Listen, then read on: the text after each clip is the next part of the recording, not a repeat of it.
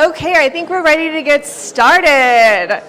Happy Monday, everyone. Thank you all for coming. My name is Luba Basin, for those of you who don't know me yet, and I'm the Rare Books librarian here at the J. Willard Marriott Library. I'm going to be doing some very brief introductory remarks, kind of introducing the day, our speakers, etc. And then I will talk briefly. We'll get started with the real fun. So, thank you all for joining us today. Before we begin, I'd like to recognize the many people and organizations who made this event possible. First, my sincere thanks to our incredible library staff, especially our events and marketing teams, and to my colleagues in the Rare Books department who are here today. So Thea, Alexander, we have Savannah and Chloe over there as well. So thanks to them. And Connor will be here later, whose hard work transformed an idea into a reality. If you've interacted with us lately, you know that we have been dreaming in Deseret for months now. I'd also like to acknowledge our institutional and community partners, the Harold B. Lee Library at Brigham Young University, the Merrill Cazier Library at Utah State University, the Church History Library, and the Utah Bibliographical Society. Events like this are collaborative by nature, and we are grateful for their support, expertise, and enthusiasm. Designing Deseret was born from a shared fascination with bibliography, language, local history, and typographic oddities. Although the symposium occupies only one day on the calendar, the relationships and conversations it fosters are intended to extend well beyond today. We look forward in continuing this partnership and building new opportunities for research, creativity, and public engagement in the years ahead. Paired with our exhibition of the same name, which you'll all get to see today, this symposium brings together scholars, artists, students, and community bibliophiles to explore the Deseret Alphabet, a remarkable intersection of religion, language reform, typography, education, and print culture. Few historical projects manage to be simultaneously ambitious, practical, or impractical, depending on who you ask, controversial, and visually distinctive. The Deseret Alphabet somehow succeeds at all. But let's be honest, most people don't spend their free time thinking about 19th century language reform.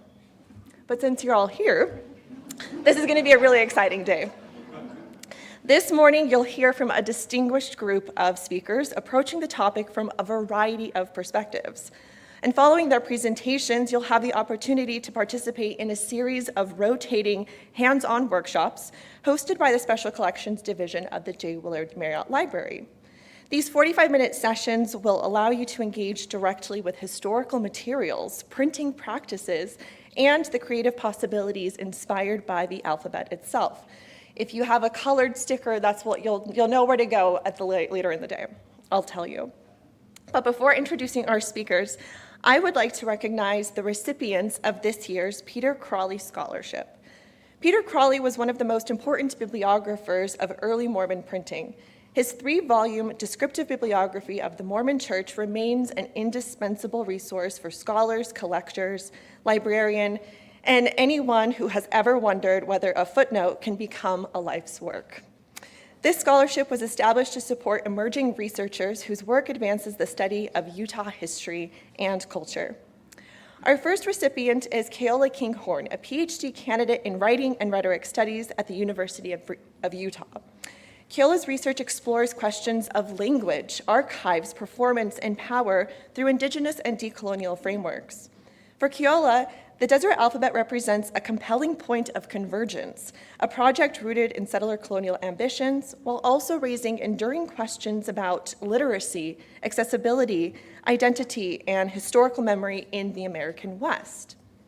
Our second recipient is Caleb Martin, a freshman studying music competition at the University of Utah. For his senior project, Caleb plans to compose a series of works inspired by Utah's histories, stories, and landscapes, as well as his own experiences. One piece is going to be a barbershop quartet arrangement of W.W. Phelps's hymn, If You Could Hide to Kolob. Phelps was not only a prolific hymn writer, but also played a significant role in the development of the Deseret Alphabet. Caleb sees exciting and creative possibilities in bringing the alphabet's history and visual design into his artistic practice. So please join me in congratulating Keola and Caleb, and let's give them a warm round of applause. And then I have, come grab your gifts. Keola.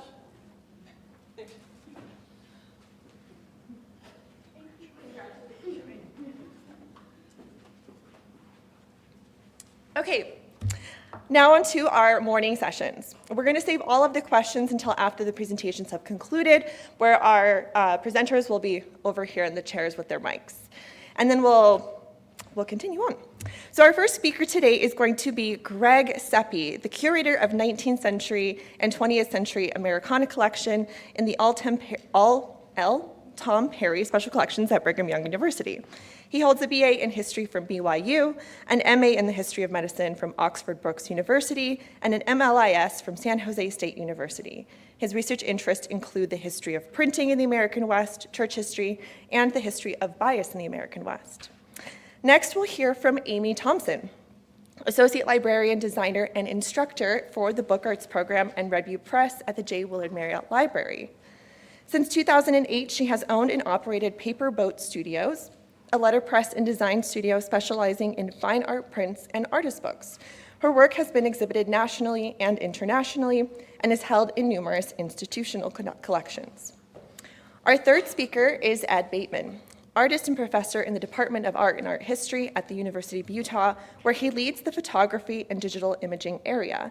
His work has been exhibited internationally and is represented in the collections of the Museum of Fine Arts Houston, the Victoria and Albert Museum, the Getty Research Institute, the New York Public Library, Cornell University, Brown University, and many others. And then finally, we'll hear from Trent Harris. Independent Film and Video magazine called him one of America's premier cult directors, and in 2001, the Los Angeles Film Critics Association awarded his feature, The Beaver Trilogy, Best Independent and Experimental Film. Harris has taught screenwriting at the University of Utah for nearly 2 decades, and his papers and films are preserved here in the Marriott Library Special Collections. So thank you all for being here, whether you came for the typography, the linguistics, the history, the art, or simply because someone told you there would be cool, rare books. We are glad to have you. So join me in welcoming our first speaker, Greg Seppi.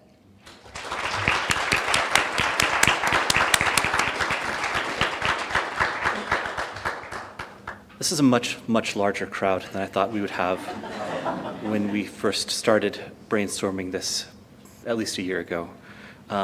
The impetus for this actually started because Luba and some students discovered a box full of, I believe it was Deseret first readers, and they were like, why do we have this box of, this book printed in 1868 that, no one has any interest in?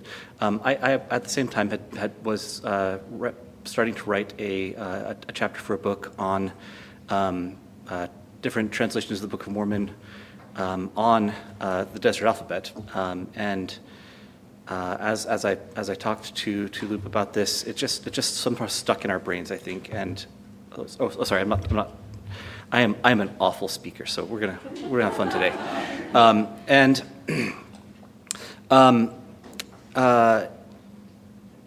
So part of this history is, why are we still finding boxes full of these old readers, 150 years later?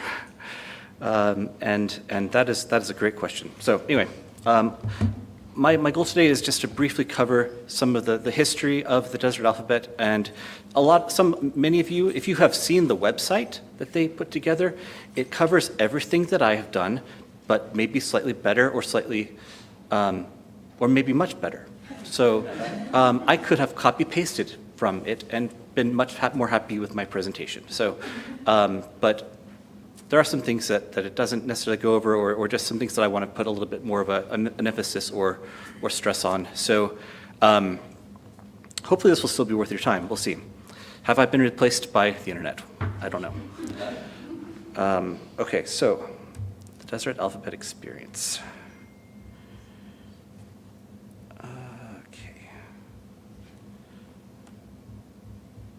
All right, there we go. So Early Latter-day Saints, early members of what was then called the Church of Christ, the organization that was established by Joseph Smith and others in 1830, was built on the idea that language, that words have power, and that printed words have power, that books should not just be read, but that they should be printed. The Book of Mormon, of course, is the bedrock of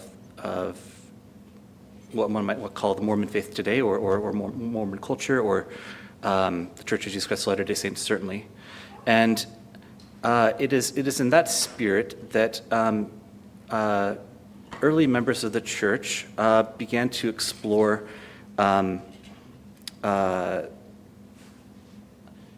Edenic or pure language speech. The idea that there's no separation between the desire to be unified and the words to communicate that unity, no distinction between oral and written. And going down to the bottom of this quote here, it also for some promised access to the power by which God created the earth, by which chaos heard and worlds came into order. This idea that that there's something essential about language is one of the most beautiful ideas about the Deseret Alphabet, that it kind of inherited from the Latter-day Saints of the 1830s and 40s. Of course, here is a beautiful silk broadside that was printed in New York in 1844 that at the bottom shows characters purported to be from the little slip of the characters on the plates of the Book of Mormon that Martin Harris took to New York to be verified and was seemingly satisfied by. So even in 1844, this idea that symbols have power, that they have meaning, is present with the saints.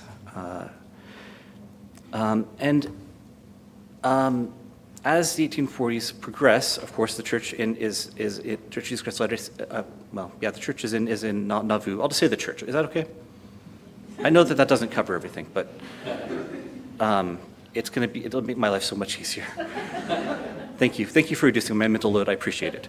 All right, so members of the church are thinking about, and this is maybe the best thing about the early church, it's that they want to be revolutionary. They want to change the world, right? It's not enough just to be a religion, just to go to church on Sunday. You want to change the world. And how can you change the world if the words that you use to communicate or the education that you share with others are built on a subpar system?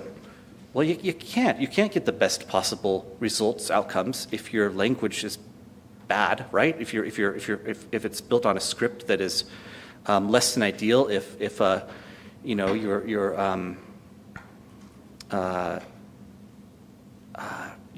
got 3 different ways to spell a word that is pronounced the same, and even beyond that, Joseph Smith and Brigham Young both expressed doubts in their abilities to write clearly and to communicate via written language. Talked a little bit about the Curlin Saints already. So as the community of the church grew to encompass people from all over the world, concerns about teaching the newly arrived immigrants in Utah, teaching them English, sorry. Do you mind if I fix Yeah, this please. really quickly? Okay. I've been rescued. This is great. Huzzah. All right. So now that you can see that I'm not speaking from notes, or you've already seen that. Okay, sorry. I should probably try to get more than 2 hours of sleep a night. All right, so anyway. So we talked a little bit about this point as well. And then in a separate project, meeting with Peter Crawley and with Brad Westwood, who's also here, and Mark Edlund and Kent Shawns, this idea that there is this idea of Mormon exceptionalism that is in especially 1850s Utah. I'm going to use Peter's term for it as opposed to Brad's term for it, which is not for polite society. But there's this idea that, if this faith is special, then we should be able to create something better, right? That it should mean something. And That's another fun aspect of this whole thing that plays into it. All right, so I'm going to run through the timeline. This is the most boring part of the presentation. If you fall asleep, this is the time to do it. So we start with 1840. George D. Watt is the first person to join the church in England by winning a foot race down to the river.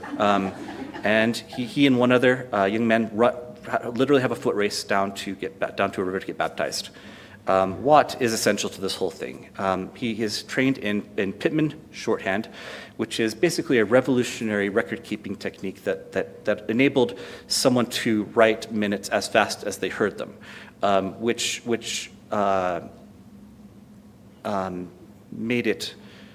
they couldn't do prior to its invention. So it really fundamentally changed the way that people, the secretaries, for example, kept minutes. And he heads over to Nauvoo, and he begins teaching Pitman shorthand in Nauvoo. And in doing so, he interacts with a lot of the early leaders of the church, especially Brigham Young. And he and Young have this sort of shared understanding that they would like the English script, the alphabet, to be better. And so even as early as 1847, Watt is on a mission to England, and he's instructed to purchase a font of Isaac Pitman's what's called phonotypy. So Pitman not only invented Pitman shorthand, but he then had a separate idea to reform the alphabet into a phonetic alphabet, right? So the idea is that one letter should have one independent sound, so that you don't have one letter making multiple sounds, basically. It's not always super clean, but it tends, you can see the seeds of that in something like IPA today, the International Phonetic Alphabet. So Pitman invents this thing called phonotypy or phonotypy. And of course, the church in 1847, let's be very clear, they're not exactly settled, right? They're barely getting over to Utah. They're leaving Nauvoo in great numbers. It's a crazy time, and to be worried about alphabet reform in the midst of this it shows where their priorities are, right? That they want to be different. They want to really say, we're not just a bunch of weirdos who secretly practice polygamy. We're also into education, basically. And frankly, I think the church owes a lot to that idea. Even to this day, the idea that education is an essential part of what it means to be human is definitely one of the better things about it. It's probably my favorite thing about the church, perhaps. Anyway, so 1850-51. Once they're settled in Utah, they establish at the University of Deseret, and there's a board of regents that's organized to talk about alphabet reform. And they talk about a bunch of options. Let's see, I'm going way too slow. I'm so sorry. All right, so 1853, the board of regents assigns George D. Watt to create characters for a new alphabet. This is on the heels of extensive debates. They spend hours and hours and hours in 1850 and 1851, and then again in 1853, trying to figure out what are we going to use, like an existing alternative alphabet, or are we going to try to invent our own? And the spirit of this time it can be seen in this quote from the Deseret News: "The traditions that have come through the misty labyrinths of past ages are most powerfully assailed by the Governor Young, whose keen eye looks with suspicion upon the corruptions and perversions of a language which was originally pure. Now the people are gathering in the varied and most general influx of the diverse tribes, nations, kindreds, and tongues, even at our doors." Willard Richards is the second counselor in the presidency of the church, and he was a longtime confidant of Joseph Smith. He is essential to this process as well. He's on the board of regents. He actually skips most of the meetings, but he shows up to probably the most important meeting in November of 1850. He's sweating profusely. He calls for the windows to be opened. He then assails the various subcommittees that have been proposing using various outsider-created scripts, stating, "We want a new kind of alphabet. Those characters," and they had examples of different alphabets all over the room that they're working in, "may be employed in improving English orthography, though at the same time, it is, as I have sometimes said, it seems to be putting new wine into old bottles." So in other words, the very symbols that they used, it wasn't enough just to use symbols that maybe someone else had invented. They needed, as I said, a revolutionary approach to the alphabet. And they debate this point with him a little bit, but then Brigham Young arrives late to the meeting, hears their points, and says, Willard is right, basically. And that leads to a bunch of other meetings, but they basically get to the point where George D. Watt designs, and a committee that he works with, they use, they design a new alphabet. Now, ironically, Watt does use some pre-existing characters as models for the new letters, and he draws from variations of Pitman shorthand and Pitman phonotype. He also uses letters from ancient alphabets found on the front of Webster's Unabridged Dictionary from the time, and that book is actually at BYU, which I thought was interesting, and symbols from Elias Longley's first phonetic reader. I believe it has some notes about that. Anyway, and Longley's first phonetic reader was the most prominent American work to promote Pitman phonotypy. Phonotypy. It's a fun word. All right, so timeline continued.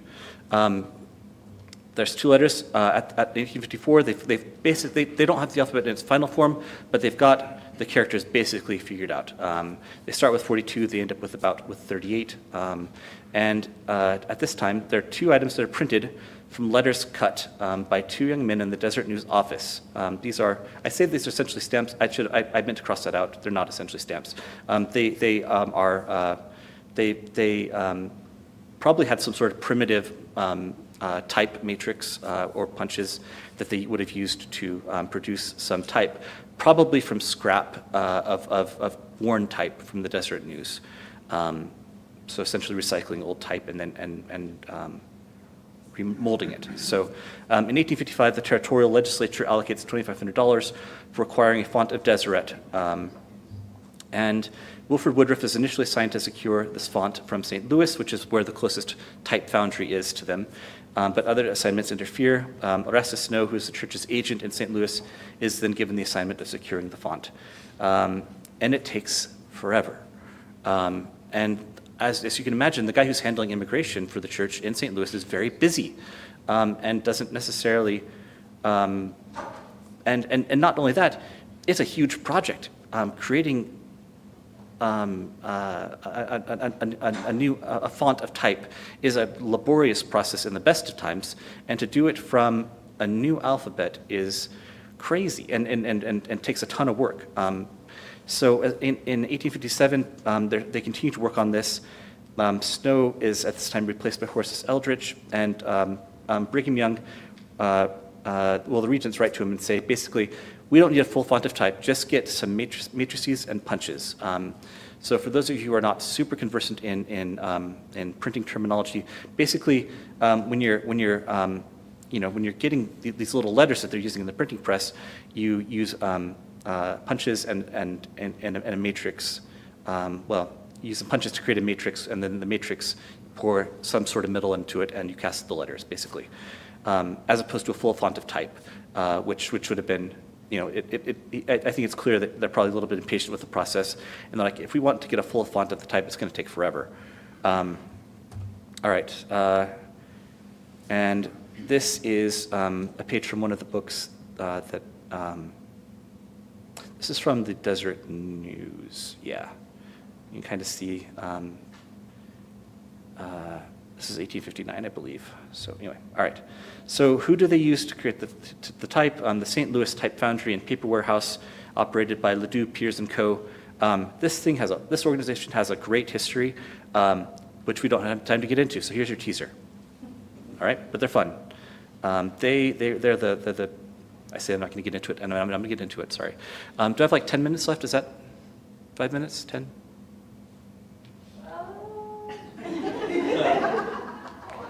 Okay, wave at me when I'm talking too long. Okay, all right, I'll aim for 7. 7? Great. Or 3, all right, we'll see how it goes. And in 1858, so the church doesn't just buy type from them. They also receive the paper that the Deseret News is printed on, as well as other printing things that you need to print, come through Ledoux, Piers & Co. and go to Utah. So they've got a pre-existing relationship with the company. In 1858, Ledoux, Pierce & Co. write a letter to Horace S. Eldridge, who's at that point the church's agent in St. Louis, saying, you guys are way overdue on your bill. Are you going to pay us or what? And I think he's referring to paying them for the Deseret Alphabet, although I'm not sure, because I think it would have made more sense for them to have paid them beforehand, but I could see it going either way. I'm pretty sure they're talking about the Deseret Alphabet, but I could be wrong. Anyway, this is at the time period when they're sort of finally getting the punches and matrices figured out. And obviously the Utah War in 1857 slows everything down, including transferring payment to them. Ledoux is the main guy behind the company, and he is on awkward financial footing at the best of times, so for the church to be 6 months overdue on its bill is not great for him. All right, here's that letter. All right, so fall of 1858, the punches and matrices are finished and shipped to Utah, probably via wagon, as opposed to, I guess that's the only way they could have been sent. And someone, and I don't know who, but it's probably a guy named John H. Rummel, used the matrices to cast a font of type in the Deseret Alphabet. And the font is used to print an article in the Deseret News on February 16th, 1859. Brigham Young immediately hates it. Now, they had already printed a business card for him using it, so I don't know why he didn't immediately say, I hate this, but apparently seeing it laid out in a newspaper was enough to put him off the entire thing. He absolutely hates it. So Rummel meets with Young that same day and offers to cast a new font. Young says, don't worry about it. I don't want to try to produce it locally. We'll outsource the work to England, basically. Which probably would have been a better place to get your type done, but it's already an expensive project, and this is, they're spending hundreds of hours on this. Wilford Woodruff, who is a later leader of the church, and he's heavily involved in the Deseret Alphabet, is working on a reader or a primer with several other regents of the University of Deseret, and he spends like 30 or 40 days of his year working on this, and he's just one person, so it's taking tons and tons of time. So the Deseret News does continue to print excerpts from the Bible until the mid-1860s, and it is possible that no alphabetic reform could have succeeded, but the awkwardness of the alphabet certainly did it no favors. And there's probably a little bit more to it than that, but that's for our next speaker to deal with, not me.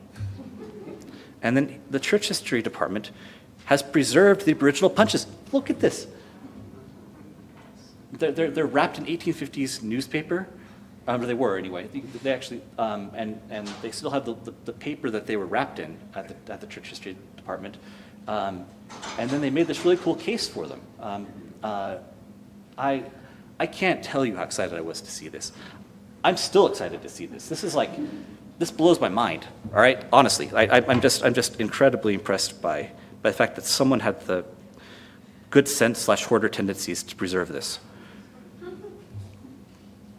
All right, so Rummel does go on to design his own font of Deseret, but he probably did it in such a small batch. You need a lot of type, right? You don't just need one of each letter, right, to print an article. You need, several of each letter, right? So, or more than several, and so although Rummel does finish and cast a font of type of the Deseret Alphabet. My assumption is that it was too small a batch to be used in any large numbers. I would guess he probably just did uppercase and lowercase and didn't do more than that. So sort of one of each letter. All right, so he's cool. And you can see here some examples of how the Deseret Alphabet is changing even within the same year. So on the left is an item called the Deseret Alphabet, ... It's not actually ... but anyway, printed at the request of the Board of Regents of the University of Deseret. And then W.W. Phelps also uses the Deseret Alphabet. And you can actually see, so here's a shorty. They've actually, and the symbol for ow.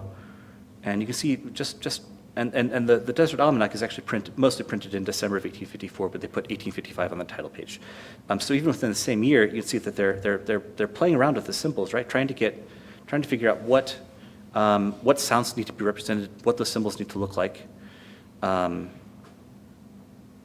Yeah, so you can actually see, so the oi on the left of the ow, that's one of the that and is one of the symbols that's actually removed.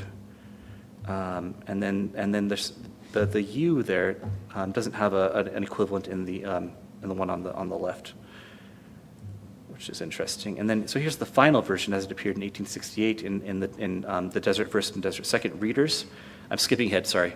All right. Yeah. Okay. And you can see even here they're still making modifications to the letters, and even as in 1869, as it should be in as close to a final form as possible. A guy named Orson Pratt, who's an apostle in the church, a very important church leader, is in New York, and he's still getting corrections on how words should be spelled. This thing is a massive work in progress, right? Whose accent should we be using, when we are using these words? Whose, there's just and if I don't like the accent that someone's using on it, then that would change how the word is spelled, and it's a massive process. So Robert Campbell in the 1868 territorial legislature in Utah decided to fund a new attempt to secure a font of Deseret. The territorial treasurer, David O'Calder, goes east with manuscripts for 2 readers or primers, and he finds that all the type cutters in the city are occupied and that the type foundries are backed up 6 months.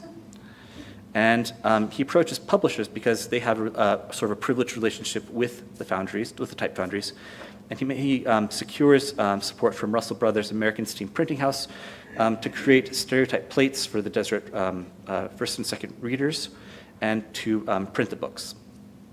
First and second. First book, second book. Anyway, all right. And he does so, and they're shipped back west, and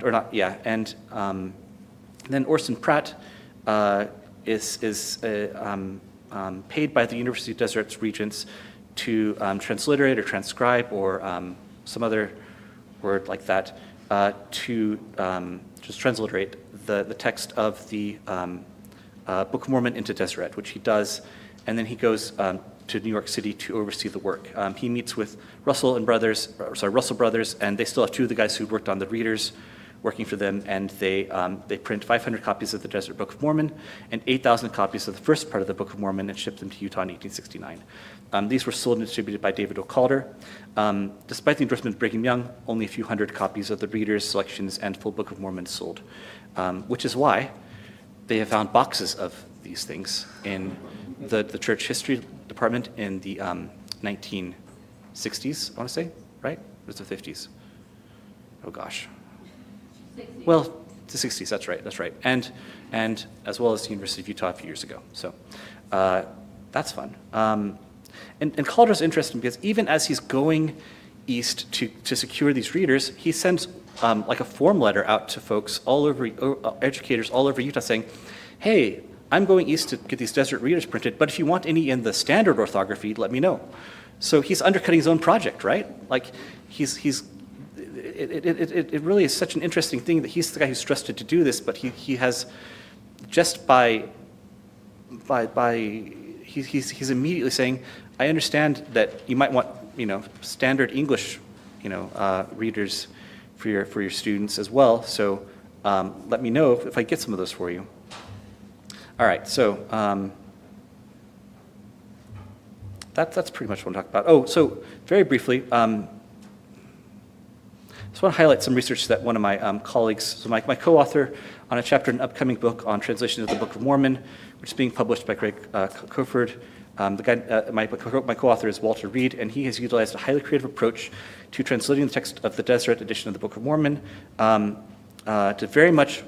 oversimplify it to such an extent it's probably not even worth saying.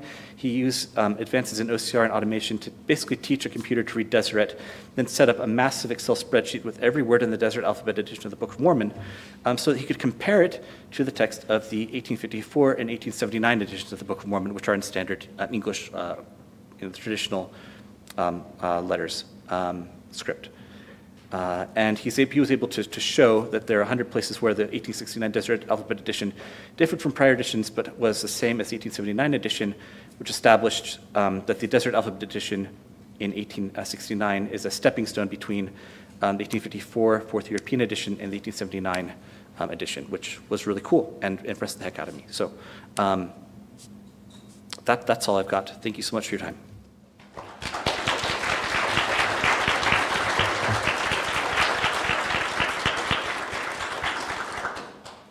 All right. Hi, everyone. Can you hear me? I don't speak super loud. So my name is Amy. Thank you, Luba and Thea, for the introduction, and thanks, Greg, for kind of setting the stage for talking about the Deseret Alphabet. My job here is not so much to talk about the Deseret Alphabet as it is to talk about sort of typography in general. So that's what I'm going to do. So you see here an image of a clay tablet. The type inscribed on this tablet is written in cuneiform, which was one of the earliest forms of writing. It evolved from pictographs into this system of abstract marks. We're talking about like 6,000 years ago, so I'm going to try to condense like 6,000 years of typography into about 20 minutes. I have a tendency to speak too fast, so it'll probably end up being like 15 minutes. But these marks you see, they're kind of pre-alphabetic symbols, and they're a direct function of the tool that's used to create them. So in this case, a stylus. Not the kind of stylus we're more familiar with these days, but basically a little stick. And they're used to make those wedge-shaped marks. You'll get familiar throughout this presentation that tools have always been used to create letter forms, and they have always influenced early forms of the alphabet. Think about the stylus, you can think about a chisel, you can think about a brush or a calligraphy pen. All of these tools create natural variation in stroke widths of letter forms, thin strokes, thick strokes, etc. Cuneiform was eventually replaced by the Phoenician alphabet. This was also a system of symbols, and it's more of a system. It represented sounds or phonemes, like Greg talked about a little bit. Because the Phoenicians were successful merchants, their alphabet was assimilated and adapted by many cultures starting around 1200 BCE. So they're merchants, right? So they're traveling and taking their alphabet with them. A lot of the early forms of writing you're seeing they're like receipts, transactional statements.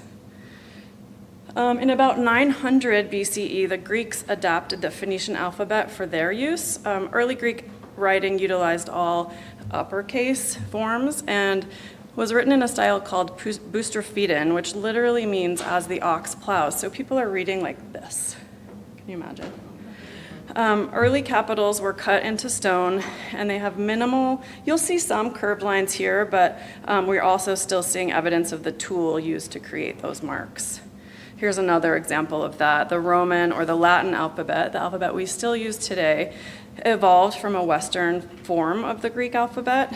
We see expansion of the Roman Empire, and this style of writing was adopted by the majority of the Western world. So again, you're seeing what this is it's text inscribed into Trajan's column, which you can still see in Rome. You're seeing marks made, again, as a function of the tool, so that chisel creates thin strokes, thick strokes, as well as those sculpted curves and serifs. Around the same time, we're also writing letters with pens, dip pens or brush-drawn letter forms. They're called rustic and uncials.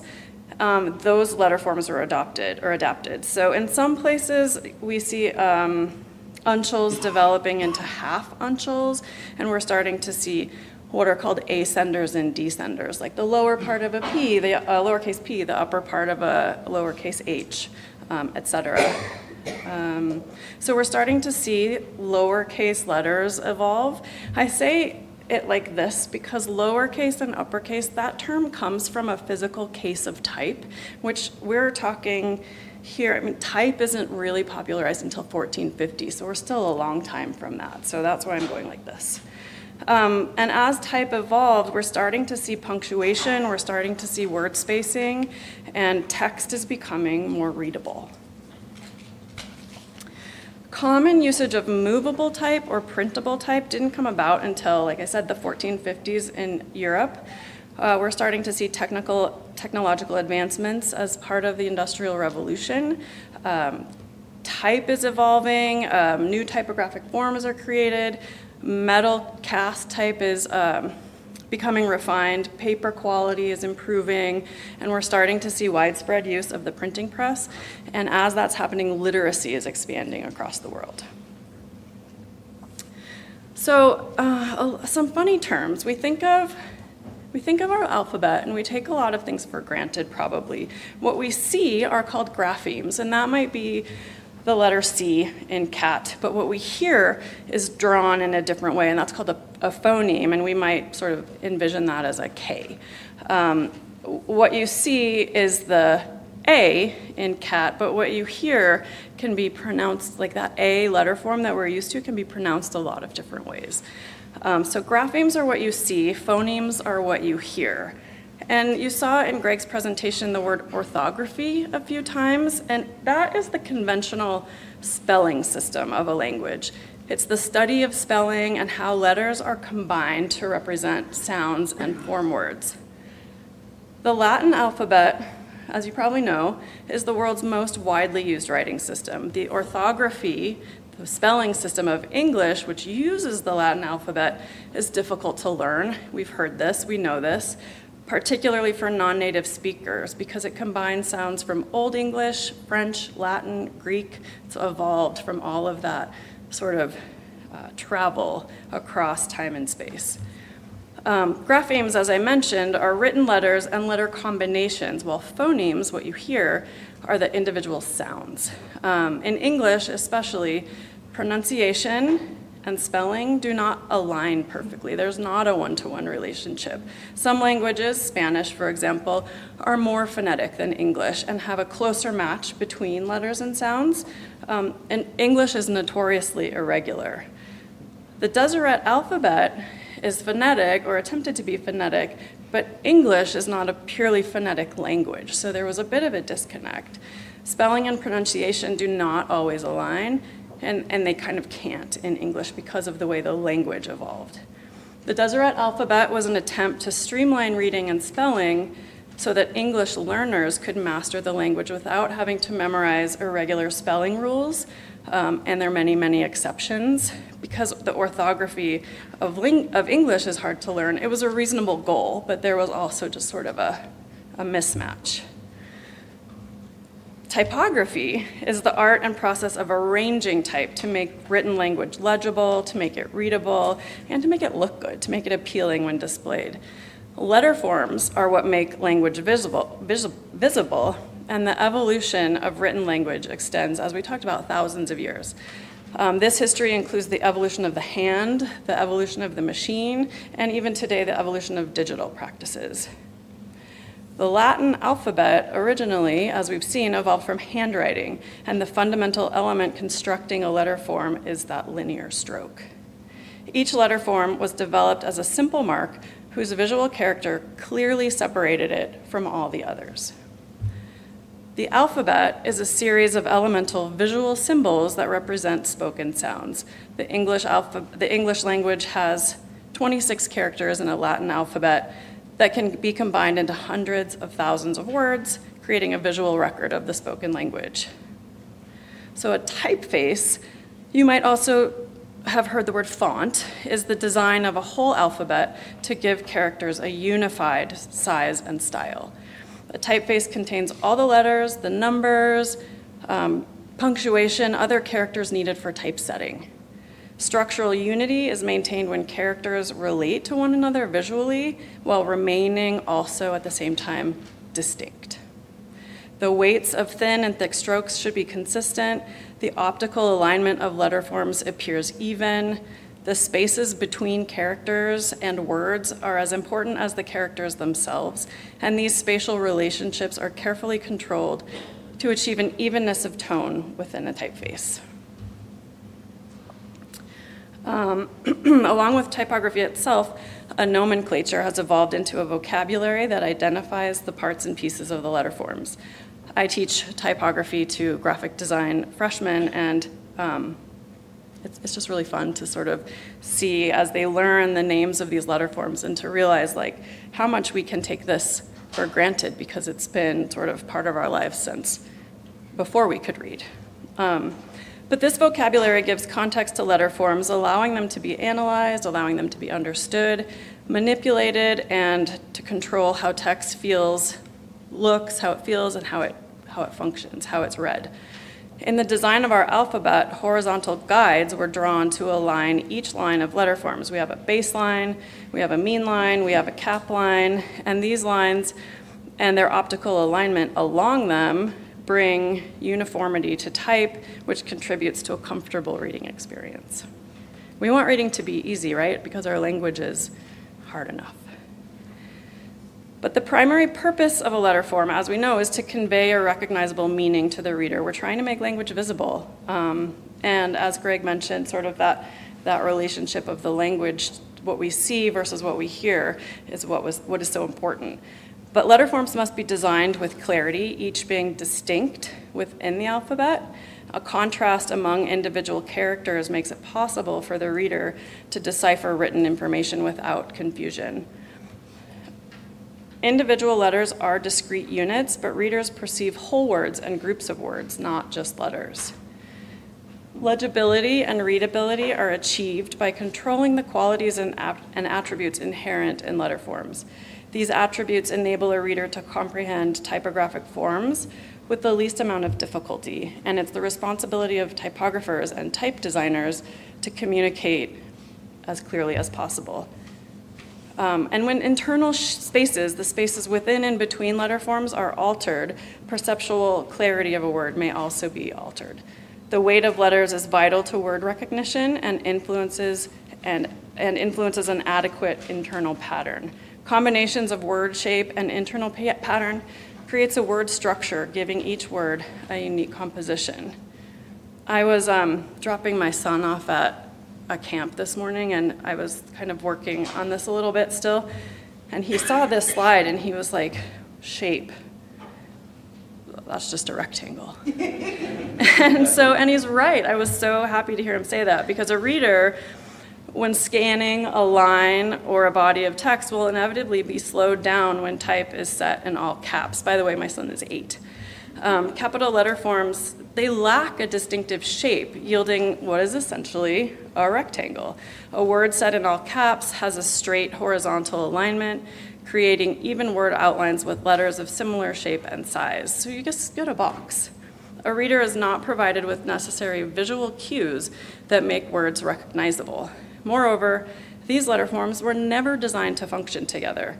Because these letter forms are intended to be used in combination with lowercase letter forms, when all caps are set on a line, the spacing between letter forms is irregular. And this awkward shift in letter spacing within words and across lines of type complicates the reading experience and slows down the reader.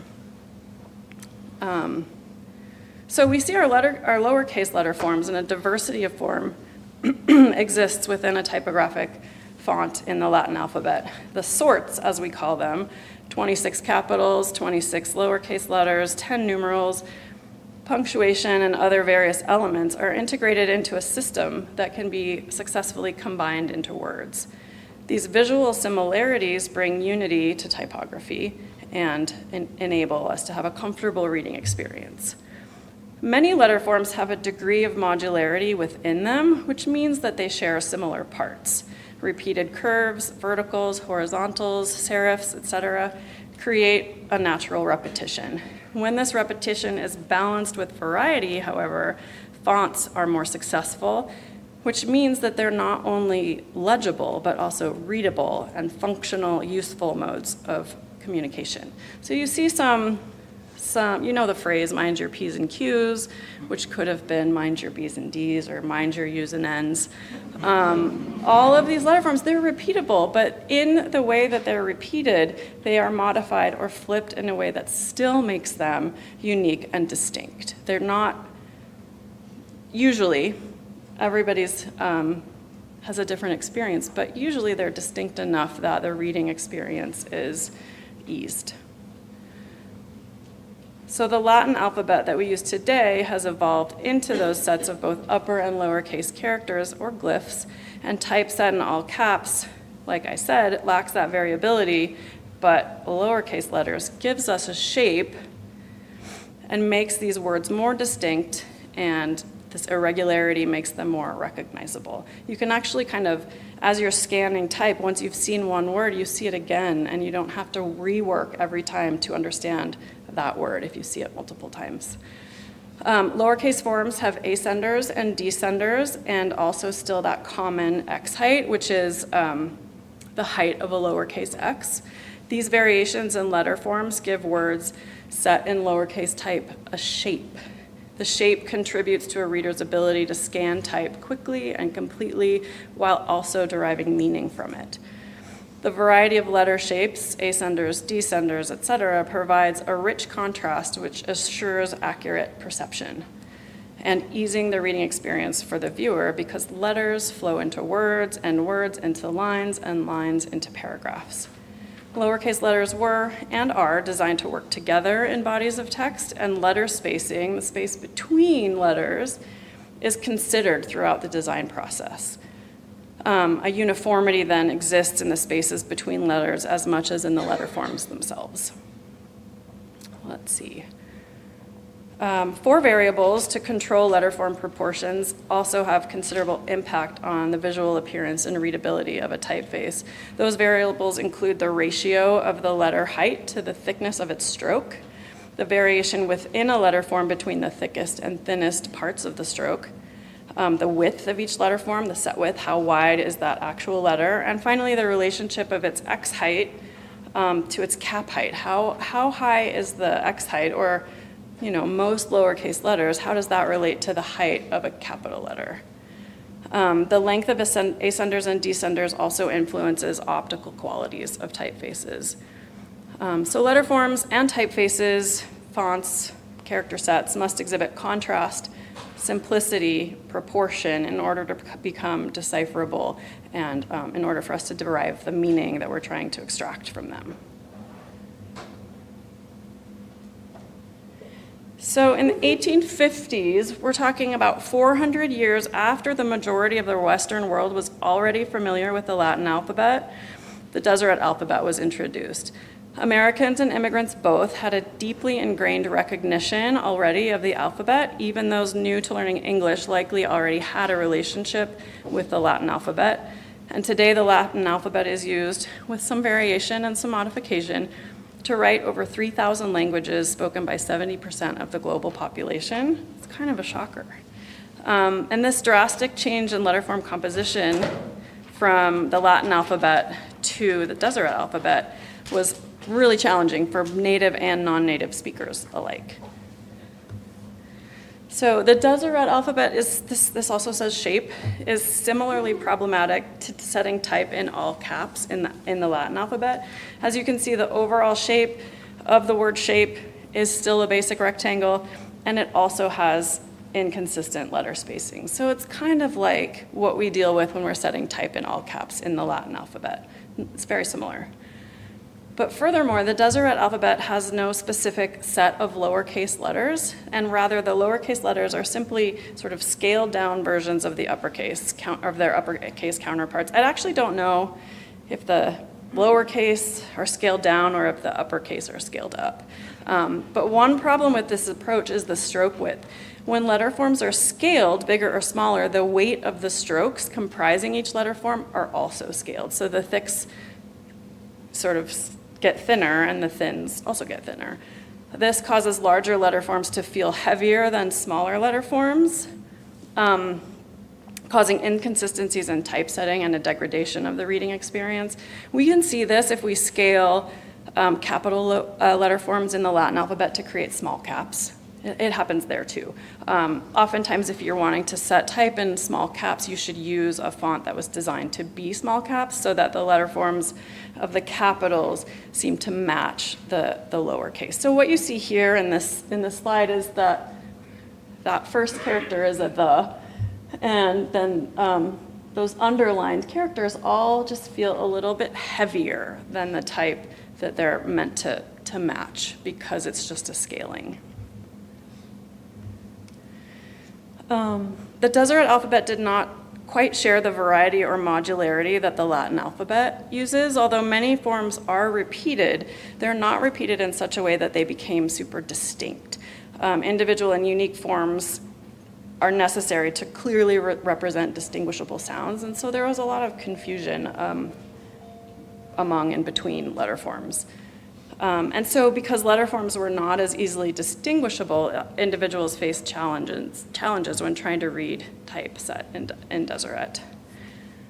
I said I talked too fast, and so I am almost done with my presentation.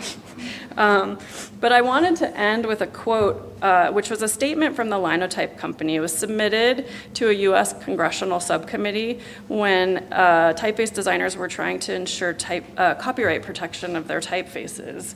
The point in this quote is that typography is a system. It's not a collection of individual isolated letter forms that you just kind of throw together to be readable. A functional, and when all goes well, beautiful typeface requires a look into the relationships within and between letter forms, within and between words, across lines of type. And these cohesive relationships and balanced letter spacing create rhythm across characters, and they're of utmost importance. So thus, it is not a question of designing a group of beautiful letters, but rather designing a beautiful group of letters. Sorry, I'm so short.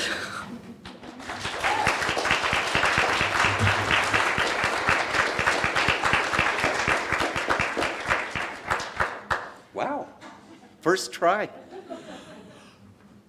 I put this in different languages, although they're both English, and I have to say I'm a professor here at the University of Utah, and so that's why I've included our U logo down there, if it had been in the Deseret alphabet. I'm going to talk a little bit about when cultures collide or merge, because that runs through everything having to do with the Deseret alphabet. Now, my association with the Deseret alphabet goes back decades, and there's probably one person to blame. He's sitting right there. If you haven't seen Plan 10, you should. And just to sort of warn you, beware the secret of the bees.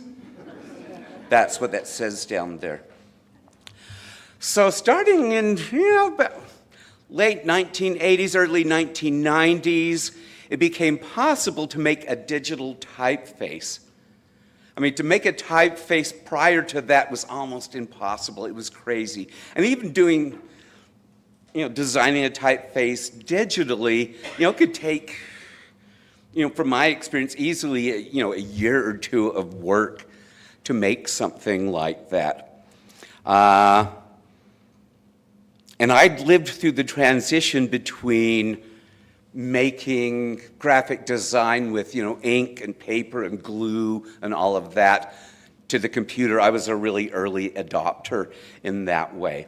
And so I made, after having, worked with Trent, I made a digital typeface for the Deseret alphabet, because that sort of bypassed having to design a font from scratch. So I made one based on the first and second readers, one that was really historically accurate.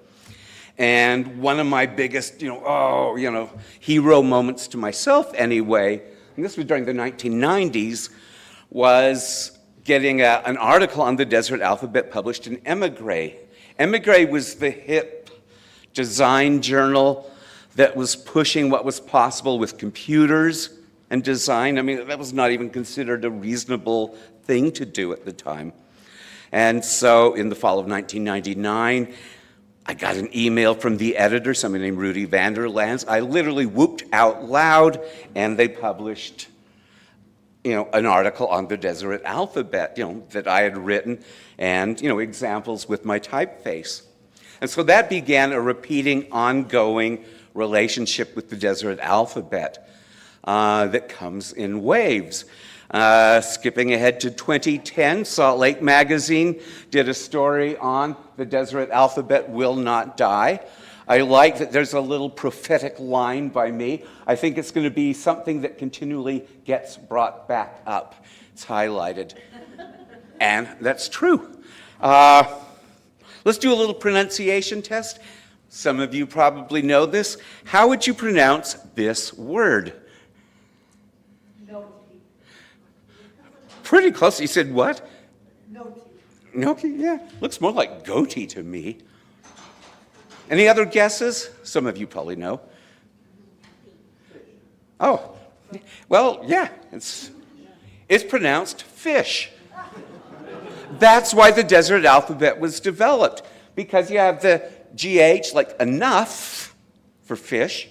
The I sound is in women, and the sh sound as in potion. That's why they did the Deseret Alphabet. And if you want to simplify it even more, we can just say, fish, in Deseret. Now, this is not, he didn't really say this, but it's true. Now, I found out I can misspell words in 2 languages, and they're both English. That became one of the problems with the Deseret Alphabet. If you look at the old version, Deseret is pronounced Deseret. It's got an E sound in it.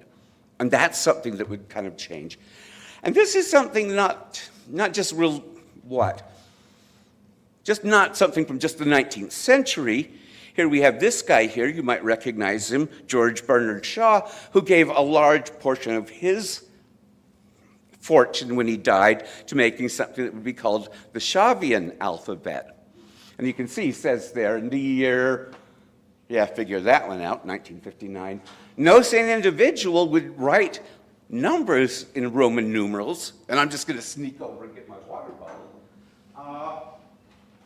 As you might guess, it was a failure. But it does appear that some calligraphers still like to use it when I did a little Google search. Let's go back a little ways, but also contemporary. This is Herbert Bayer from the Bauhaus. He made something he called the Universal Alphabet, 1925, where he mixed upper and lower case. He said, we don't need upper and lower case. Let's mingle those together. And then around 1959, he turned it into a phonetic alphabet, where certain sounds or phonemes like ing, ing, would have its own character. So there's all these little cultures that sort of come together. And I was thinking last night, because I have 3 Deseret Alphabet books. Here's the first and second readers. Their date says 1868.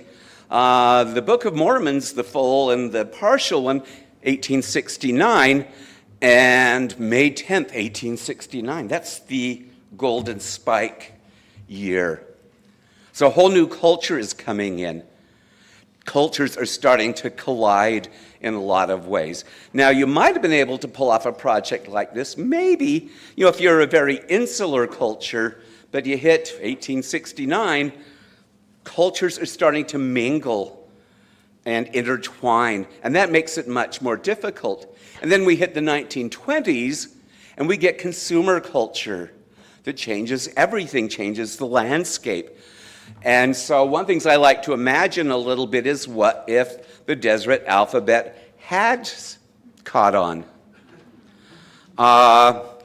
You can kind of tell my early and later Campbell soup versions from the words. And this was originally done for an exhibition called When Cultures Collide. And this is what popped into my head. Anybody read what that? Tomato. And I did that because that's what Andy Warhol did on his, because I'm referencing, consumer culture, our local culture, historically at least, and fine art culture.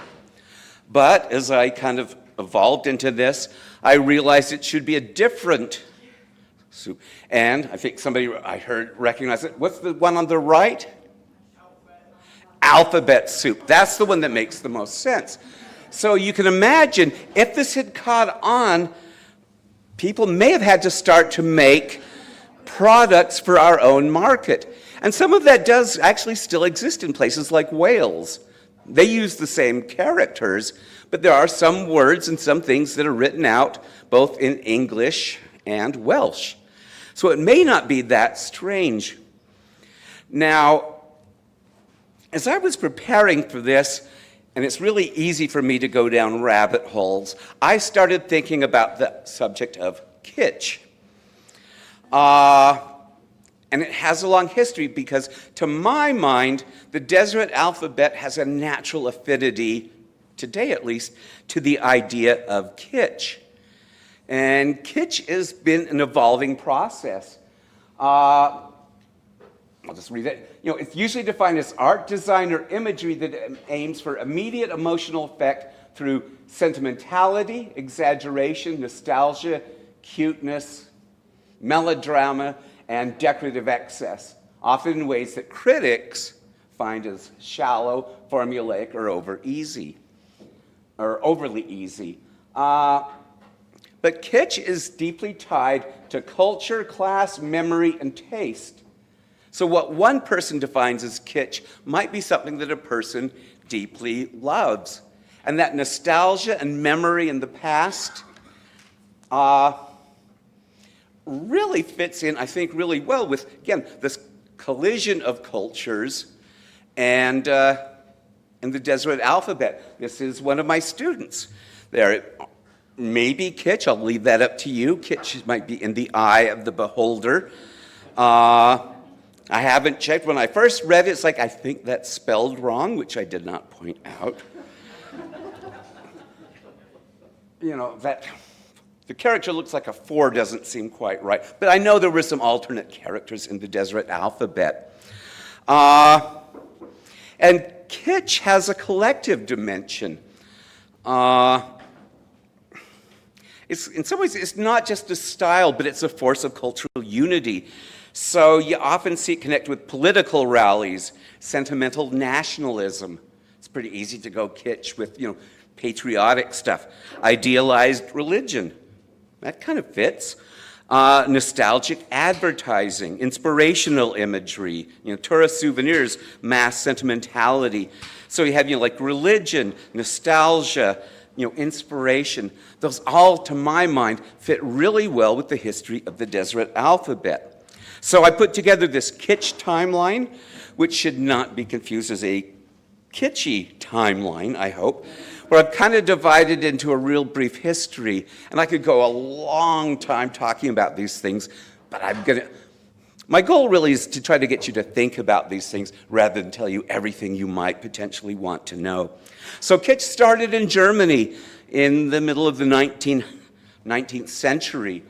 And emerged in Munich, art markets, cheap, marketable, sentimental art. You know what kind of thing that is. But it would take kind of a switch over, kind of starting in the 1930s through 50s, and I'll talk more about this guy, someone named Clement Greenberg, who was the uber art critic of the time, wrote about kitsch, and I'll say a little bit about that in a minute. He kind of brought out kitsch as an intellectual dividing line. Well, I'll say more about that in a minute. Then you hit the 50s and 70s, you've got consumer culture going. People are starting to sort of understand, kitsch.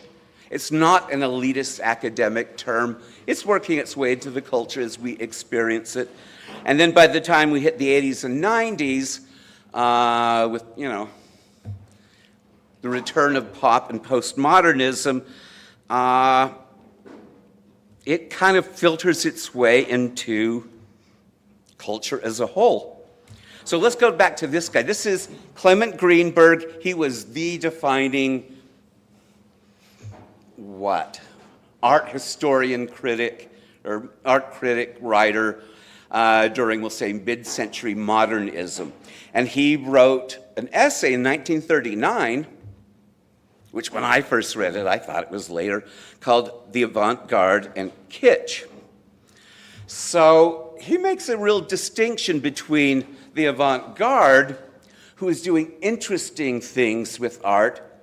And then for the rest of the unwashed masses who don't have the intellectual education or capacity, who knows what he was thinking, they're satisfied with kitsch, this inferior form of art that provides no challenge for the viewer.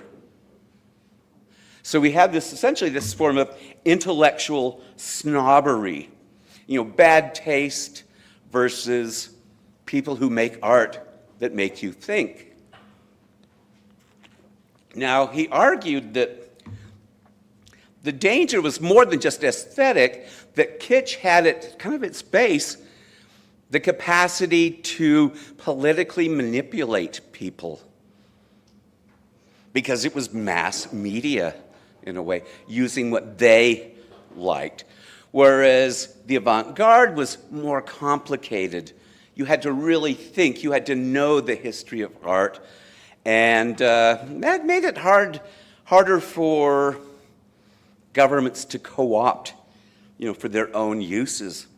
What's kind of interesting, and I'd forgotten about this till I went down this rabbit hole, was Milan Kundera and his book, The Unbearable Lightness of Being, which I read in the 80s, and that's one of his great lines from it. He talks about it extensively in the last third of the book, where he says, kitsch is the absolute denial of shit. And so he said it's more than just, bad taste, it's a way of seeing the world. And his argument is really quite nuanced, but some of the points are, its power lies in its ability to unite people emotionally. Its danger lies in the temptation to exclude whatever disrupts that emotion. And so as he talks about it, it's kind of a way to unite with people in circumstances that are less than ideal. In fact, he even writes in it, the brotherhood of man on earth will be possible only on a base of kitsch. Kitsch is the thing that unites us. It's the bottom line, foundational experiences that we can all agree on, which is kind of a lofty and elevated idea for kitsch. He's not entirely, cheering it on. As I said, his argument was nuanced. Kitsch was not simply a style of art, but a human tendency to prefer emotionally satisfying simplifications over difficult truths. And he points out this tendency exists in all of us. And he actually discusses it as a tool for fascism, for communism, for any kind of authoritarian movement.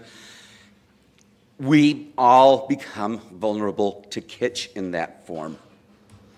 And then, I'll keep this pretty quick, pop art to postmodernism would challenge and complicate the idea of kitsch in many ways. Kind of take us to our current point. And just without going into too much detail, kitsch involves the collapse of high and low culture. Used to be the elitist stuff and then, Saturday Evening Post. Now, kitsch now mingles those cultures. The cultures collide and mix. And we can mix and match through all of that. Irony and sincerity can exist together. Part of the reason why some of these things work is even though it might look kind of consumer culture, there's also sort of a wink at it. If you think about it, the Deseret Alphabet was sort of made by these elites, for the masses. We're trying to sort of mix that. It would take, 100 years for those things to start to mix up to the point where, I can, and I know that I'm kind of joking with some of this stuff. Simulation and hyperreality, definitely a postmodern kind of thing, because we like fake nostalgia, simulated authenticity, themed environments, retro diners built, yesterday, whole idea of, memory aesthetics. It's where a sign can be more emotionally powerful than the reality. And we all know the things in our society that kind of take a retro theme to bring us in. Recycling and quotation. We see that sort of, again, well, to keep it short, another form of retro. Styles come around again. I'm old enough that I've watched my students sort of like, different time periods. I could go to an 80s revival party with stuff from my own closet. I have different students that I see how different groups like different time periods, and that becomes part of their own culture. The celebration of artificiality, that's part of kitsch, and that's what runs things, runs through everything. I mean, that's part of what Las Vegas's story is all about. And kitsch, because it's abstracting history often, it's nostalgia detached from history. The Deseret Alphabet, you may not know what it is, but there is, after this long, a nostalgic element to it. It was meant and designed for utopian reasons, and when we see it in today's context, we see and maybe have this sort of kitsch longing for a lost utopia. And again, kitsch is self-aware today, and that was probably one of the biggest shifts. The Velvet Elvis, 3 times fast. 1958 and a Velvet Elvis in a contemporary gallery, they are not the same work anymore. I tell my students, context defines meaning. 2 things might be identical, you change the context, their meanings become very different.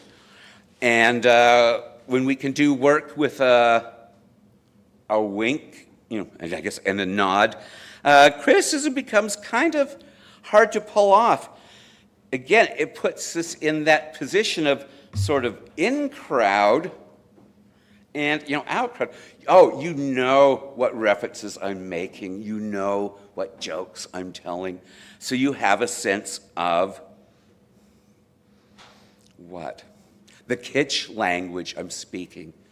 It's another shared culture. And I'll sort of come back to this. Well, maybe I'll kind of hit it now, even though it's tight, but I might read this. The Deseret Alphabet is particularly suited to exploring kitsch because it occupies a space between language and image. Most of us can't read it, but we recognize it as words. Think about the number of tattoos you've seen with maybe a Chinese or Japanese character.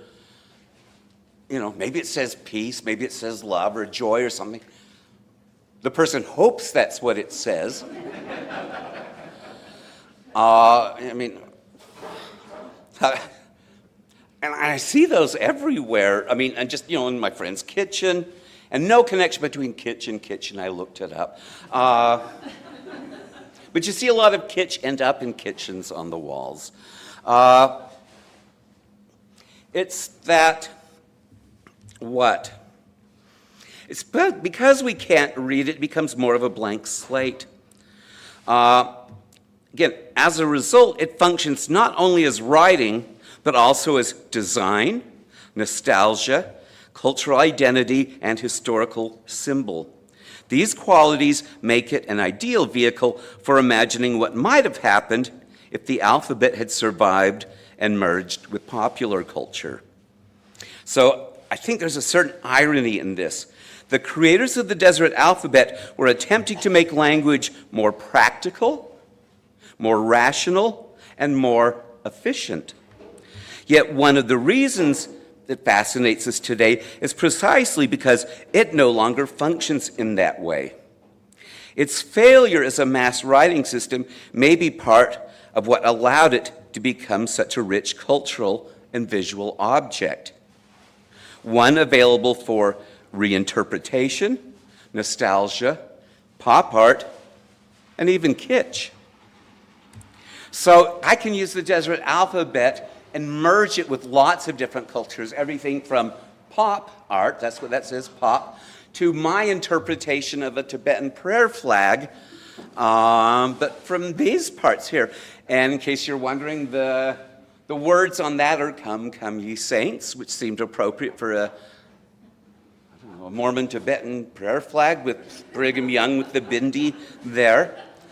And I found I could go further than just sort of making the products. I could go full on into, we'll say, the territory of Warhol, with that. And again, these are now all alphabet soup. The idea of repetition, that's part of pop. What pop kind of did was say, wait a minute, are we celebrating mass culture or are we critiquing mass culture? Depends on your perspective. I just had to do this recently. If you've grown up around here, you may have remembered a restaurant on Highland Drive called the Hawaiian. Tiki culture seemed like a perfect target for a bit of Deseret pop or a Deseret kitsch. And of course, in different colors. We recently had added by our Museum of Fine Arts here on campus, large sculpture by Robert Indiana. And so I turned that into a little bit of pop. And although it's not done yet, yes, I've been having to play with green Jell-O. So much more I'd love to show you, but my goal was hopefully to make you think. And now it's Trent's turn, and I do blame him. Thank you.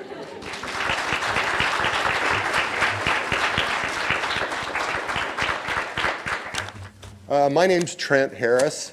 When I was a small boy, I was one of those kids who saved the tops off cereal boxes so that I could send away for the decoder ring.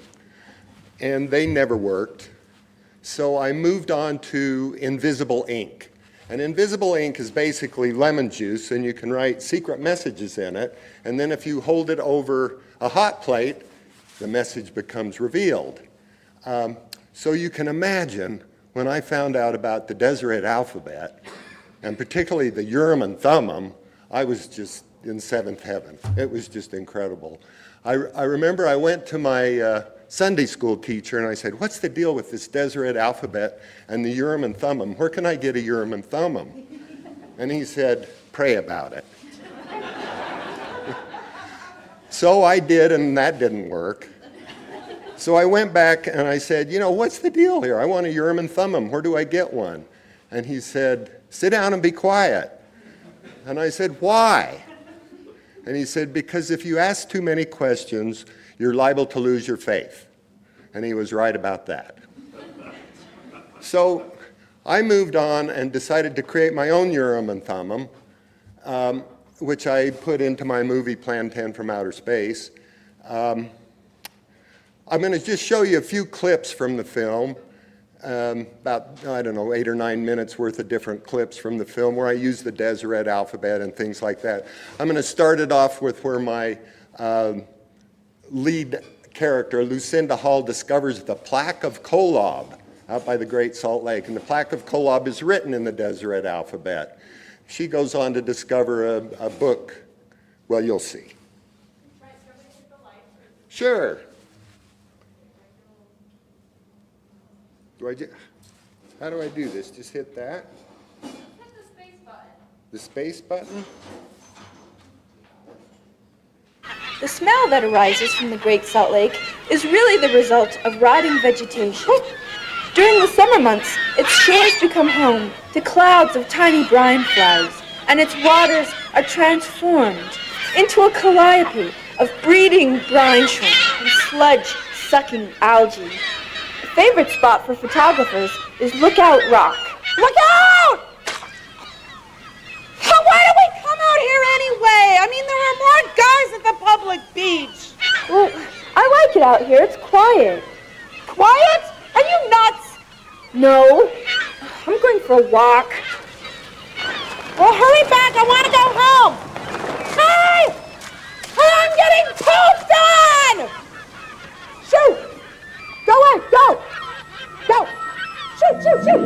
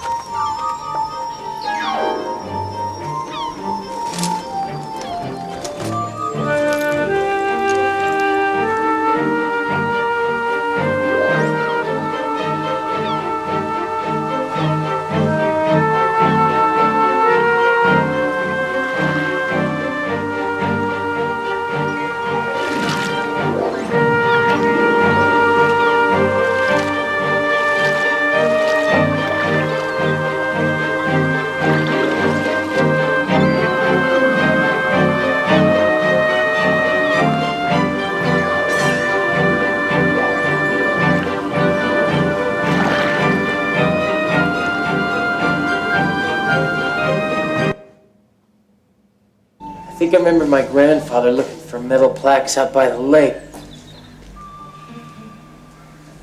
You may have found the plaque of Kolob. The plaque of Kolob? Lucinda, be careful. Be careful? But be careful about what? Go talk to my friend Sanders. He's an expert in all that old Mormon folklore stuff. Well, what am I being careful He about? lives in that old warehouse on the west side. Go talk to him. The plaque of Kolob? Not many people know about the plaque of Kolob. You know what Kolob is, don't you? According to Mormon doctrine, Kolob is the planet where God lives. Really? Yes. Anyway, there was this fellow named Norman Talmadge.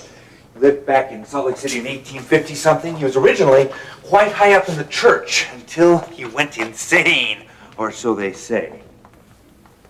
Anyway, Talmadge wrote a book about Joseph Smith's vision, the one where Moroni shows up and gives him the plates, in a nutshell. Talmadge's book claimed that the angel Moroni wasn't really an angel at all, but an alien from another planet.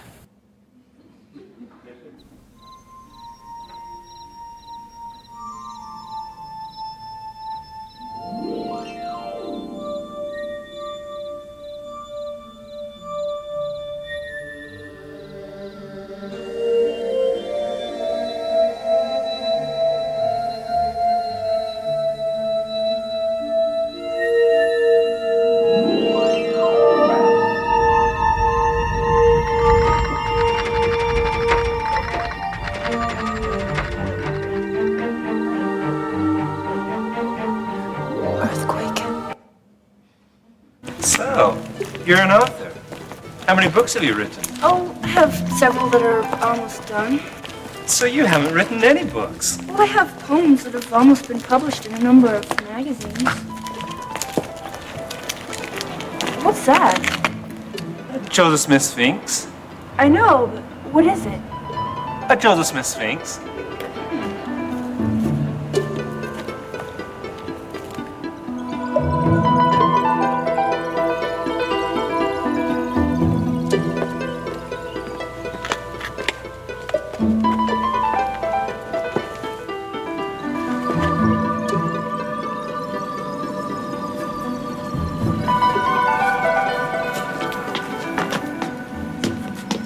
This is my grandfather, and all these are his creations. Oh, an artist. Yes, it runs in the family. I'm an artist myself. I also have a motorcycle.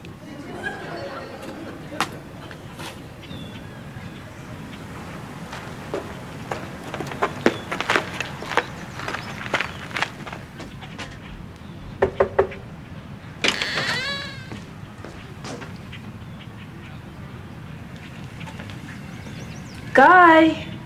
Yoo-hoo! You sure this is okay?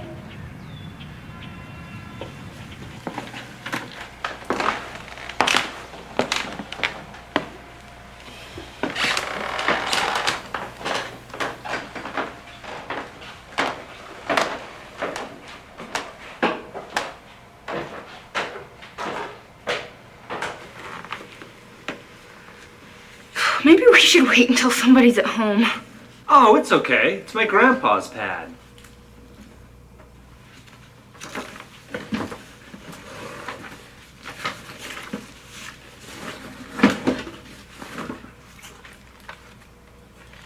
What's this? Ancient secret Masonic hand signals. This one means distress.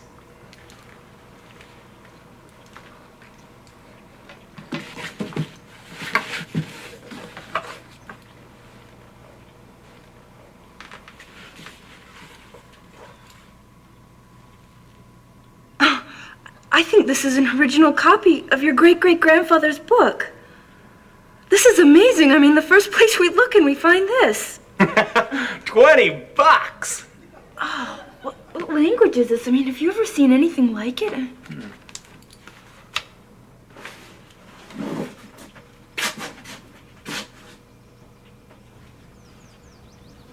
At this point, I think it's important to understand a little bit about Utah history.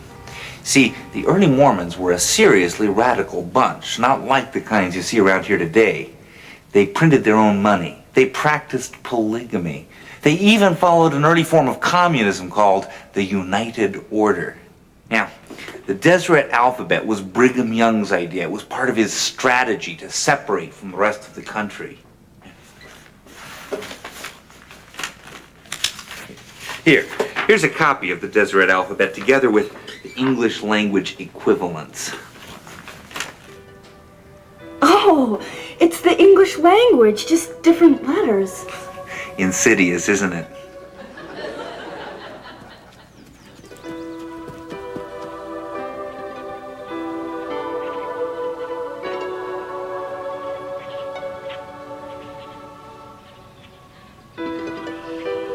It was a beautiful book. What secrets could it possibly contain? Why did Brigham Young want it destroyed? I needed answers, and I needed an easy way to translate the Deseret Alphabet. Perhaps my cousin Jason could help. So I scanned the Deseret Alphabet into my computer, and then I diddled around with the new program and hooked it up to my voice synthesizer. Hello, Lucinda. My name is Urim and Thummim. Shall we begin? Urim and Thummim. Good idea, cousin. Here's the book. Type the title page. Plan 10 from outer space. Plan 10 from outer space? You know, Jason, I have a feeling about this. This is a biggie. The unarguable account of the first visit as told to the author by Nehor of Kolob. Nehor? That's weird. My brother was saying something about Nehor. Your brother is weird. Written by the hand of Norman Talmadge, first published in the state of Deseret in divine accordance with and in direct relation to the time of the bees. Oh, time of the bees. Jason, this is definitely a biggie. And it came to pass that a wondrous event did befall this author on the day before my 4th and 40th year. For on that day I did go unto the mountains to fill up my hat with rocks and do some hard praying.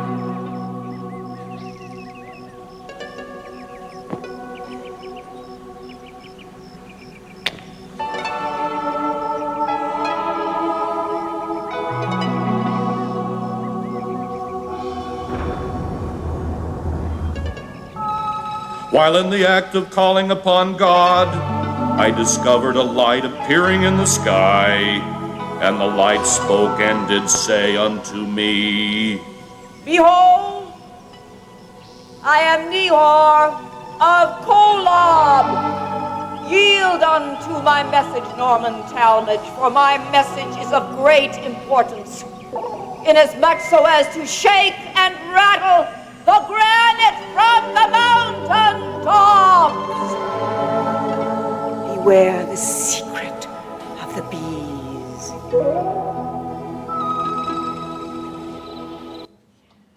There you go.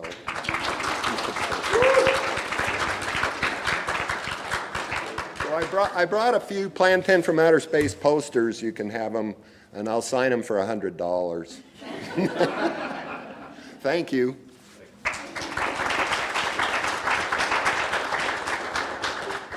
Well, that was fun. Wow. I think everything really came together so beautifully. Well, can I have our presenters come back up and take a seat in these chairs up here? We're going to do a quick Q&A before we start with the lunch, which smells so good already. So we have Greg, Amy, Ed, and Trent. And I have a mic to pass around. So, do you remember how to unmute these? Hello? 1, 2. Hello? Hello? Hello? That one works. Hello? Okay. All right. So, questions from the audience, or comments from the audience, or thoughts? Question for Greg. You mentioned that excerpts from the Bible had been published in the Deseret Alphabet. Have those ever been collected and republished to your knowledge? I mean, they're in the Deseret News, so technically they're online in the, But, Right, no. but there's no, just the excerpts from the Bible as far as you know? Not that I know of. But we will get to see the excerpts later today, so you can look at them up close. So I had a question for Ed Bateman.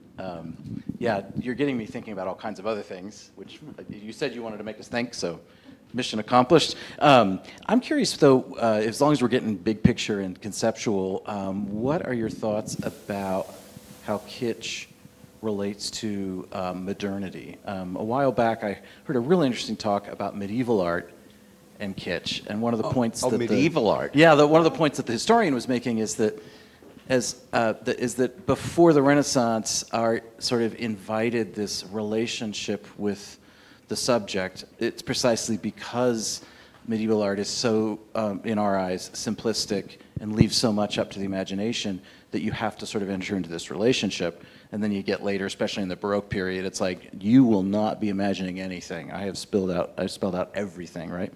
And he made this interesting connection between medieval art and modern religious kitsch on this, what you were saying about the affective side of it, right? And to me, that seems to kind of go against a sort of modern, scientific kind of certainty. We're just all about logic. We're not about relationship. And are you talking about contemporary or modern, as in modernist? Because that's sort of an artist. Yeah, I mean modern as in like everything that's happened since the Enlightenment kind of thing. Oh, okay. I mean, in some ways, I might say that kitsch has been sort of absorbed because we've absorbed everything else for any number of reasons. I mean, we're no longer at a point where there's really one thing to do. And so we've kind of pulled that in, and it's just part of the recycling, I think, that we do over and over.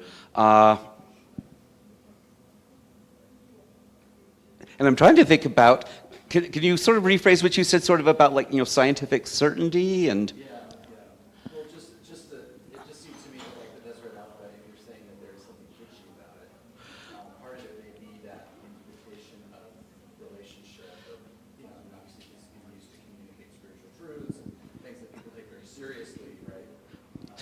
Although it was, used in school books with very vernacular subject matters and things, it was going to become a pretty vernacular thing anyway. So even though its origins, maybe had spiritual qualities.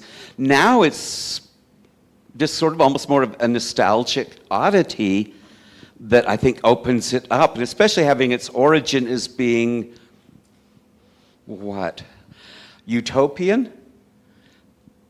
That's something I think Kitsch plugs in very definitely to, in a way. This maybe simpler past where things are ordered and structured. But we've probably hit a point where we all kind of maybe see through that at the same time, but we can still enjoy it, So we might like it with a wink.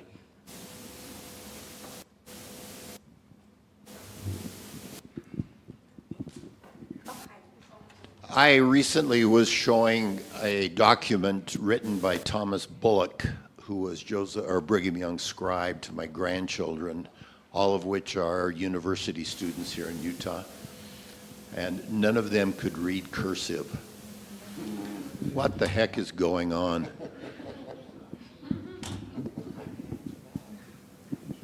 I guess that's the whole panel. Amy might have a hot take on that one, though. I can actually tell you what happened. They took it out of the mic. Oh yeah, do you want to bring the mic over so we can just have an open forum? So actually, it only went back into the Utah Corps about 10 years ago, into third grade. It's been out of the Utah Corps for years, and so no one was teaching cursive. And so, yeah, you're going to find that most of the generation for about 20 years there are not going to be able to read cursive. I think it's coming back though. Well, it was put back in Yeah, the Corps. yeah. It was put back in third grade. We have some questions over here. Just adding that about cursive, I see it as it will be like the Pittman shorthand eventually.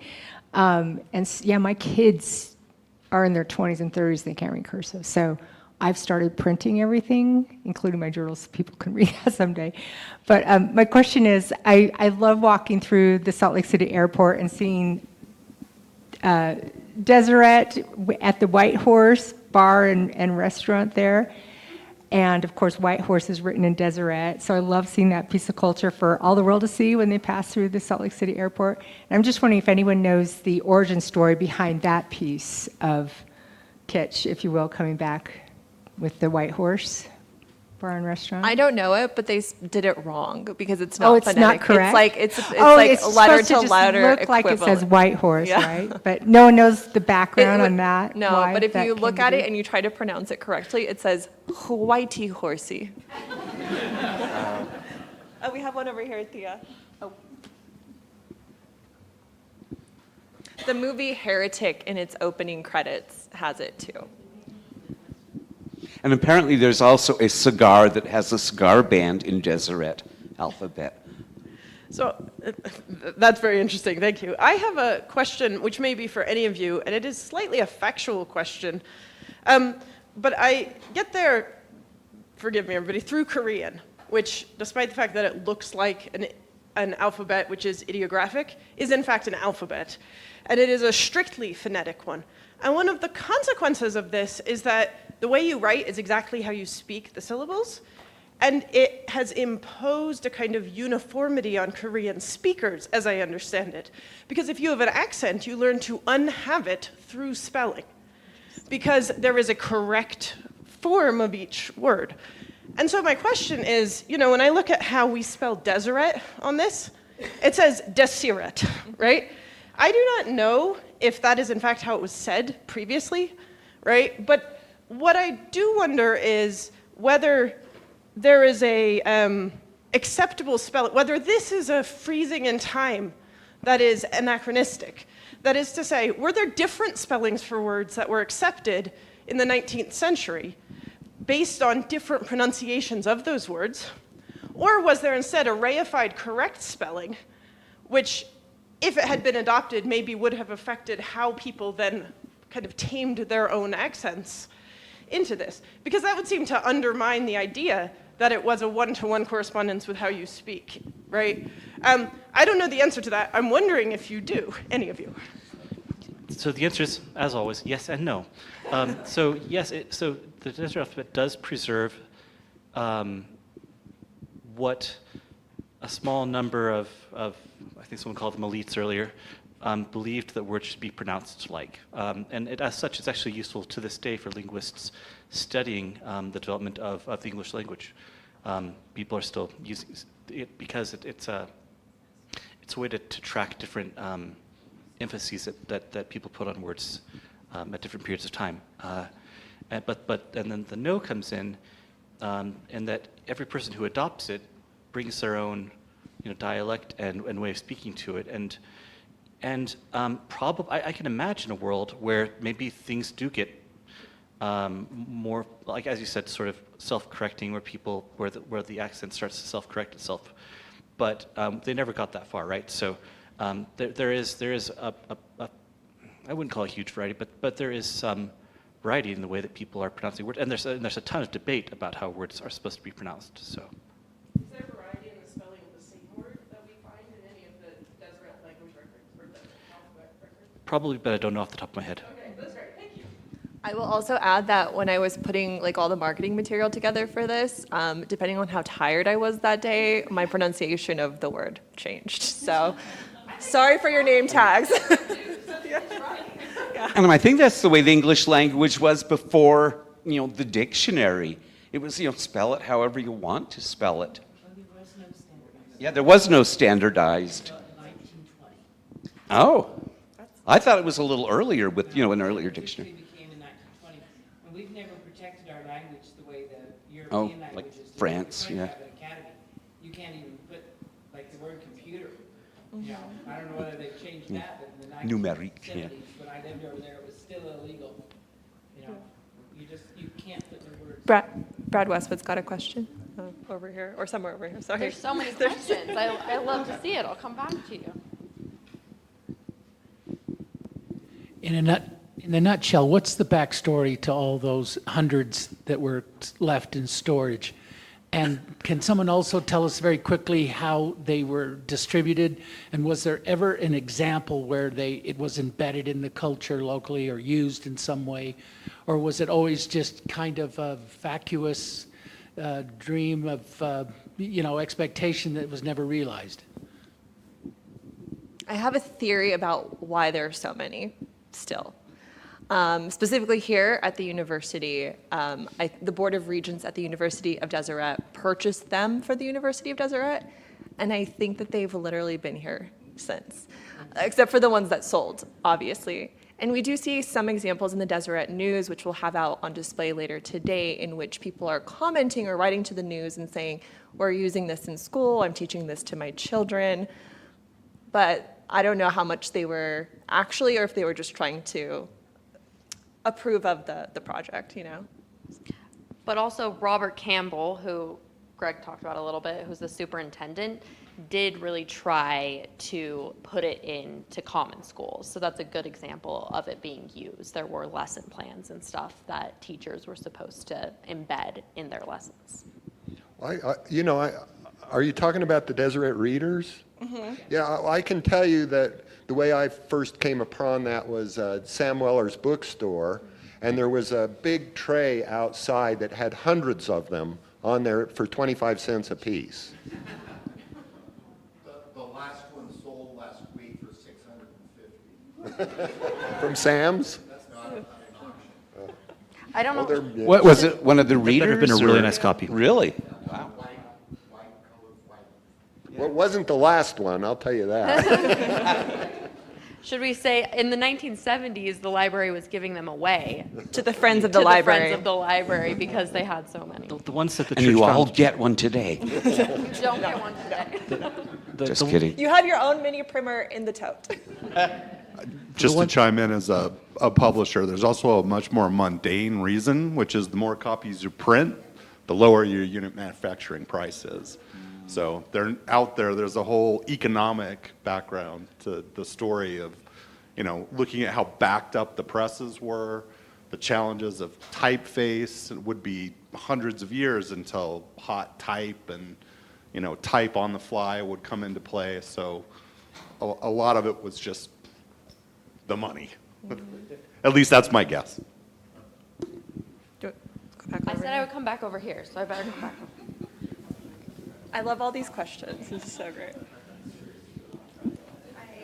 Hi, so I guess this is a question for Mr. Seppi. So the idea of there being a secret kind of cult language which communicate in the church kind of isolated us. Speak into the mic, sorry. Oh, I'm sorry. So that secret code language, the Deseret Alphabet, kind of secretive, kind of unifying, but also exclusionary, and say, could it have been used during like the 1850s with describing, communicating within the Mormon Church, events like the Mountain Meadow Massacre, John Baptiste up at the Salt Lake City Cemetery, things that happened there, could that have been a way to control the narrative within the group? Like just secret communications. It could have been, but then they published it, so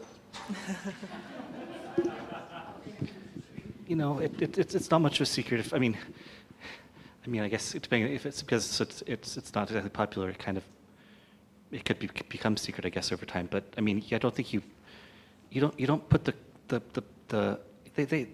are plenty of other ways to do codes. They didn't need to invent a language for it, right? I mean,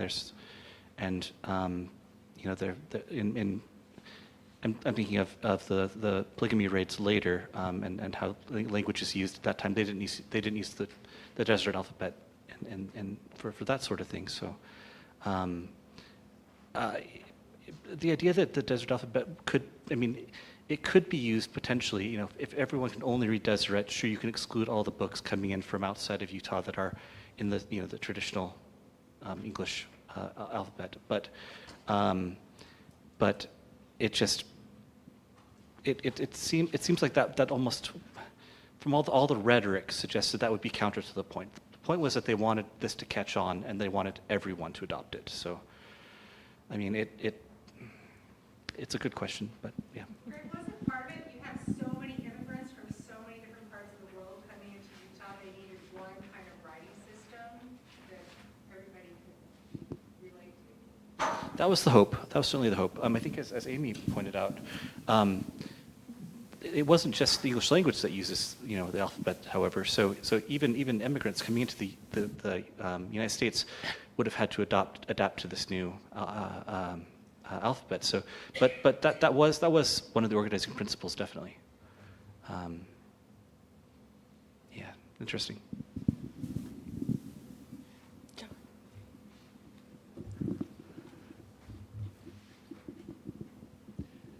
Thank you very much. So this is also about the early history. So I have a keen interest in the early history of our institution here at the U, and especially the way that they thought about teaching languages and the intellectual history of that.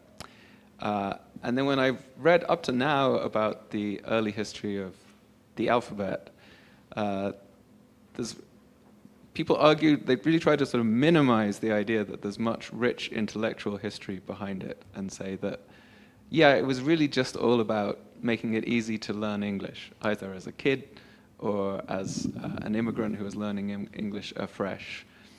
And I find that, maybe that's true, I don't know, but it seems a little implausible, because if you just wanted to make an easy writing system, you could have used signs.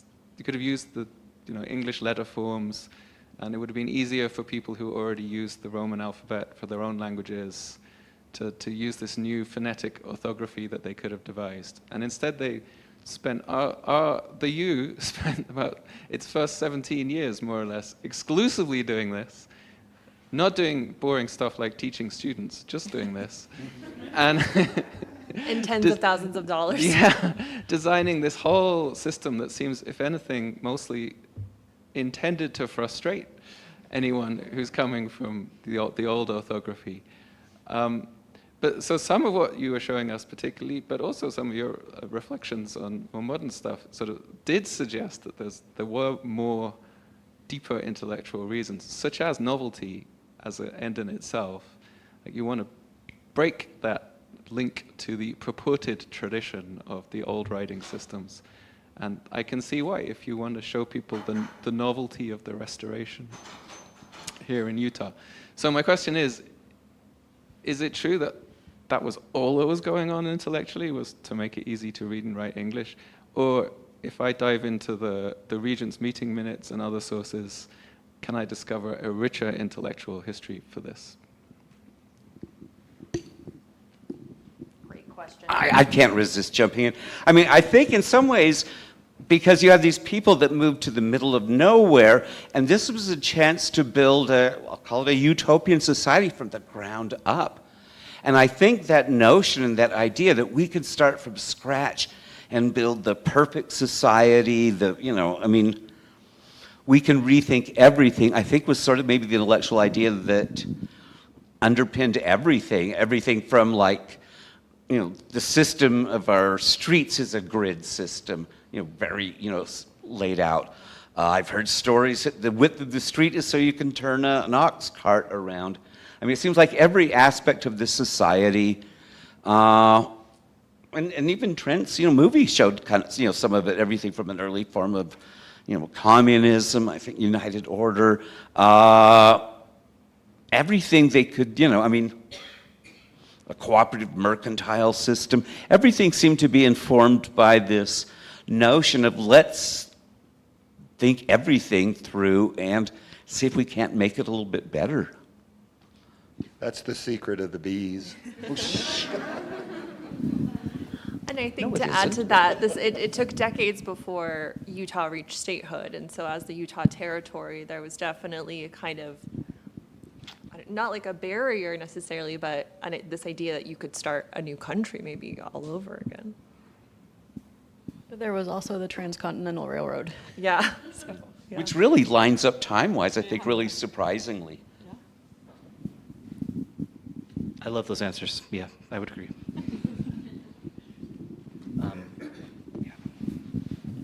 Something that I've been thinking a lot about in all of your presentations is the ability of words and language to hold like symbols and powers. It could literally be in a more religious sense. It could be just the way that the text is designed to make it more readable. It could be the more philosophical, academic areas around that. And I'm wondering for all of you, what are personal words of power for you that you have discovered either through learning more about them in your research, either seeing a more elegant way to design them, or words of power that have more meaning for you that you have found through the own art that you have created to integrate them? And you could take this as mystical or as literal as you want, but I would love to hear from all of you about that.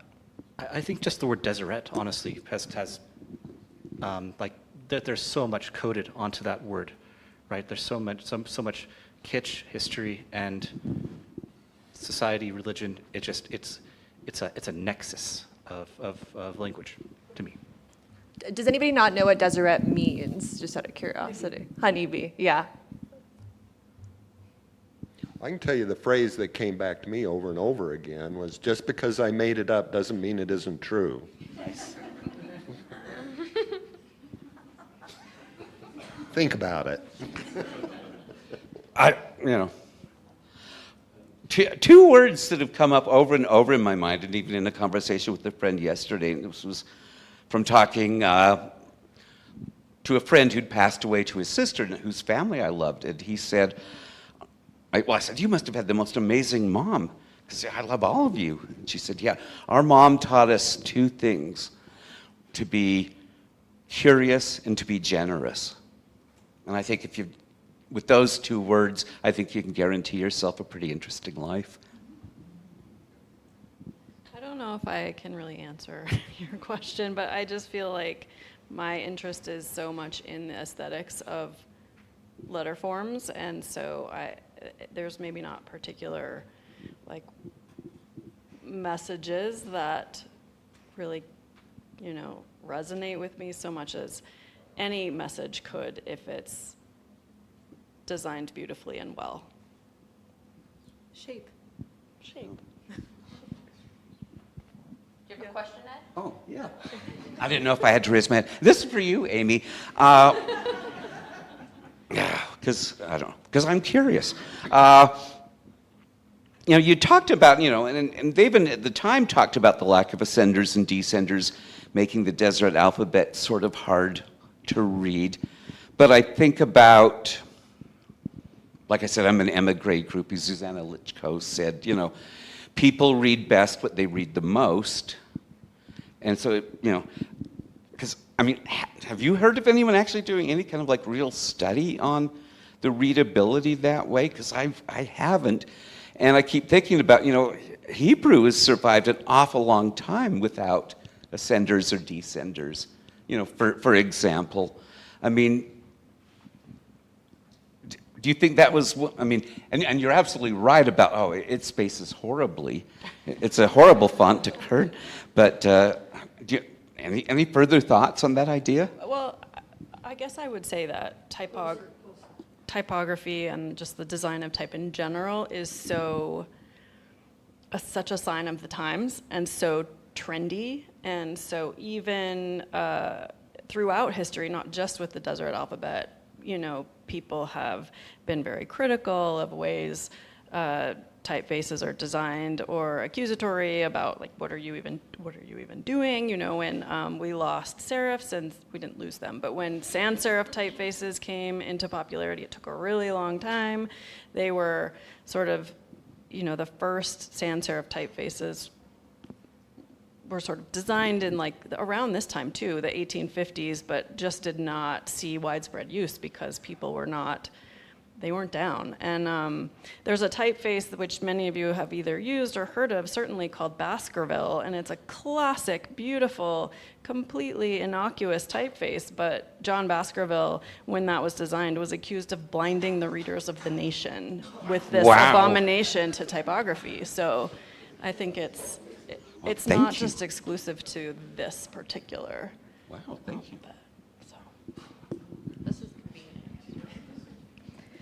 Another question for Amy, actually, about ascenders and descenders. Are you at all familiar with the Deseret Alphabet typography of Michael Everson? No. So he's a linguist and a typographer, and he has an interest in minority languages and minority scripts. And he's published an edition of Alice in Wonderland in the Deseret Alphabet, which has ascenders and descenders. Oh, well, I should have assumed to be on display. Anyway, I think it's interesting that he was also aware of that as an issue and modified it so that possibly it would be more readable. I gotta see that now. Yeah, I've seen the cover of that. I haven't investigated it, but yeah, good to know.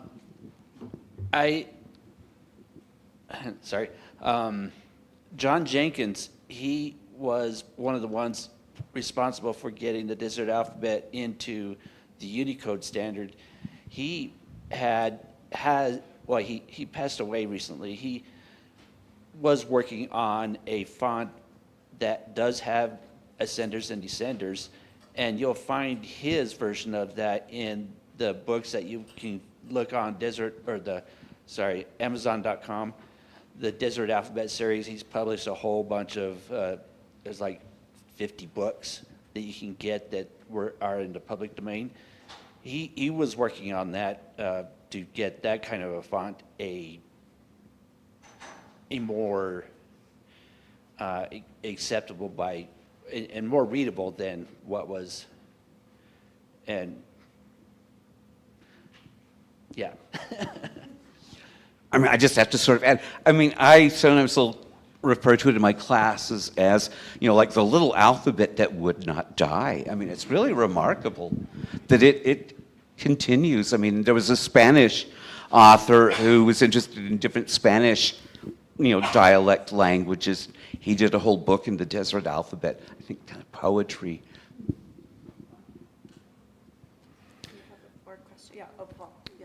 So just a comment that addresses John's earlier question, and then I had a question for Amy. So Latter-day Saint values were unity and order, and in the 19th century they were very much concerned about the gathering of immigrants from around the world. So you have Latter-day Saint leaders saying we have the Danes and the Swedes and the Swiss and the Welsh, and we need to put them through the iron mill and turn out Latter-day Saints. Latter-day Saint identity should supersede all of the other national identities, and I think Deseret Alphabet is an expression of that desire. So that's a higher goal, and I think that is evident in the 19th century, just their desire to make sure that those divisions are superseded by the Latter-day Saint identity. And my question for Amy, is it fixable aesthetically? I would love to just hear your assessment. So we've just heard a lot of people weigh in on, there are efforts at refining it, but I would love your assessment as to, it just doesn't feel readable, and is it fixable even if you make ascending and descending or whatever you need to do? I don't know. I think that from a design perspective, sure, improvements could be made. I think spacing could be, sort of, for lack of a better word, and in the digital age programmed in, that would be really helpful. But I think what we don't have is buy-in. People have to want it. Enough people to have to want it to put it into use. You mentioned Korean. There was buy-in there. It was needed.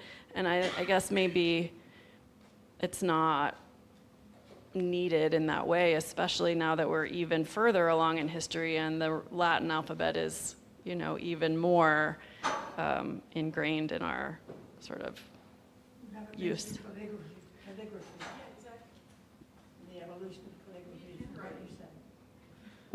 I haven't mentioned calligraphy. Oh, comment on the calligraphy. What's your? No, this is just a comment. Yeah. Amy's presentation, that's where calligraphy evolved from. I did Sure. mention handwriting, and Yeah. there's so much to condense. But yes, our italic forms that we see are a direct descendant of calligraphic forms. Exactly. So,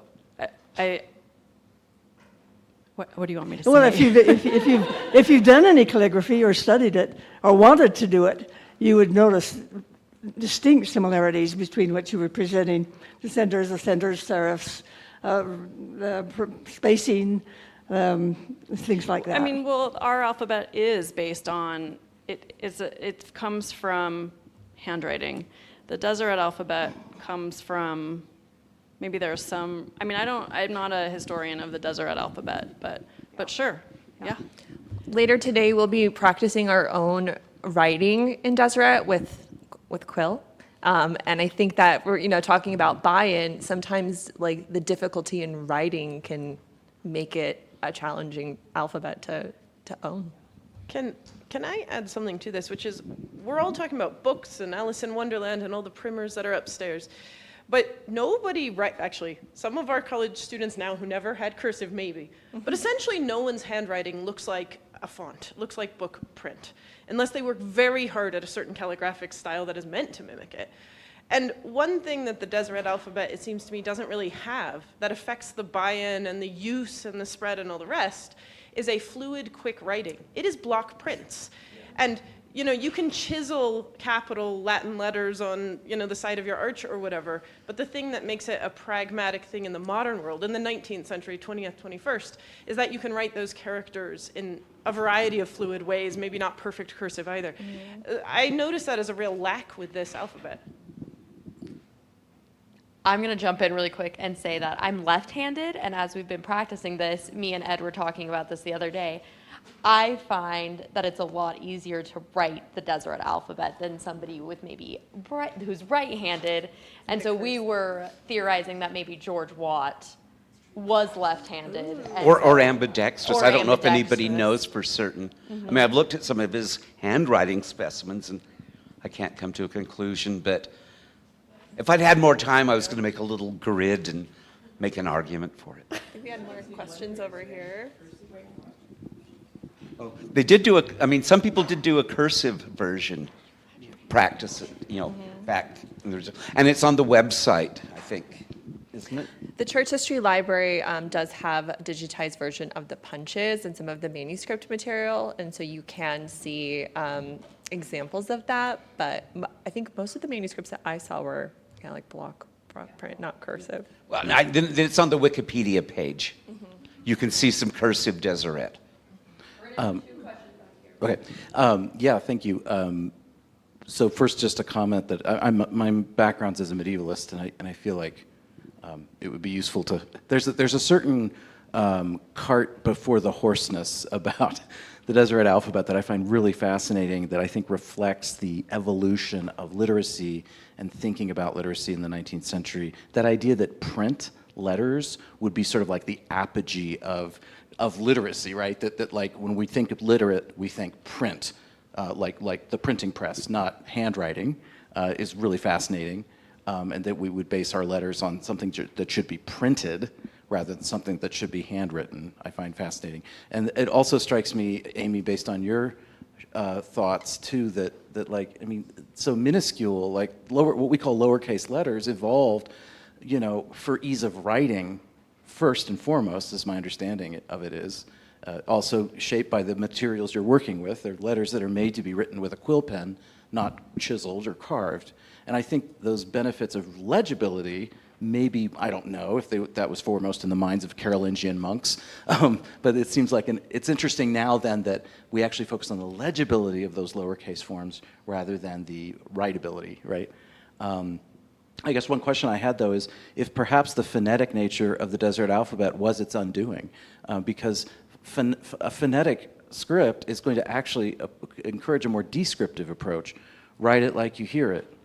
And all these other, it's interesting, you know, earlier this discussion about the French Academy, that we're relitigating a discussion that was had in the 1700s in England, which did not manage to establish an academy. And Samuel Johnson, in the preface to his dictionary, said that I tried this to fix the language, to keep it from changing. And then I realized that trying to keep a language from changing is like chaining the wind, right?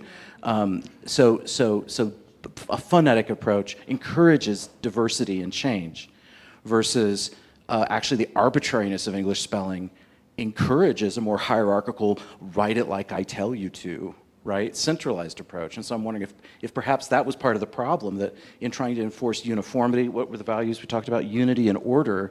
They actually chose a phonetic script, which is not going to encourage unity and order, but diversity and difference, right? The Deseret Alphabet as a tool for anarchy, I love it. And I was going to say, you see, some of what we're saying is, you know, in the shorthand people used in text messages. Yes. You know, you for you, you know, things like that. Oh, interesting connection. My question is for Mr. Harris. I just want to understand the aliens of it all. I'm really interested in like the decision of, typically when there's aliens in media, there's like a futuristic association, especially with their technology. And so I'm interested in your decision of taking this language and script that's so old, and rather than leaning into maybe a more Indiana Jones of it all, of there being the tomb, of really just leaning to the dusty, of having this connection association of this futuristic as well as the otherworldly quality to the script with the alien inclusion. That's a great question. What? Just because I made it up doesn't mean it isn't true. But why choose aliens and the kind of futuristic approach? I like flying saucers. I put them in most of my movies. We'll do these two more questions and then break for lunch. Yeah. Where was I? So Greg, I was kind of curious about some quotes at the beginning of your presentation about the Edenic language, about things that happened in Kirtland where they were experimenting with language, quotes that the language implied that there'd become some impurity in the language or something like that. And so is there anything in writing, you know, pre-coming to Utah, pre-coming to Nauvoo, that showed a different purpose in the interest of changing the written language than the stated purpose later on to educate all these people who were coming that spoke foreign language, to try to help them understand English better? Was there a different purpose for creating a language or anything in writing that said that? Yeah, so in Kirtland, there's some Latter-day Saints who, including Joseph Smith, who began working on what's called the Pure Language Project, and they have essentially a, I can't remember what they call it, sort of like but it's essentially an endemic or Edenic alphabet that they kind of start piecing together. And it's entirely religious, entirely. Although it does have flashes of like this is the only true way to communicate that are kind of interesting. Yeah, and I kind of suspect that from other elements of the things that have been part of church history, part of church theology. But so the purpose kind of evolved and changed over time a little bit. Yeah, it's not a clean flow between the ideas, but you can see that there's connecting points, right? You don't necessarily. I don't think you get the Deseret Alphabet without that earlier. Those early discussions about language and symbols.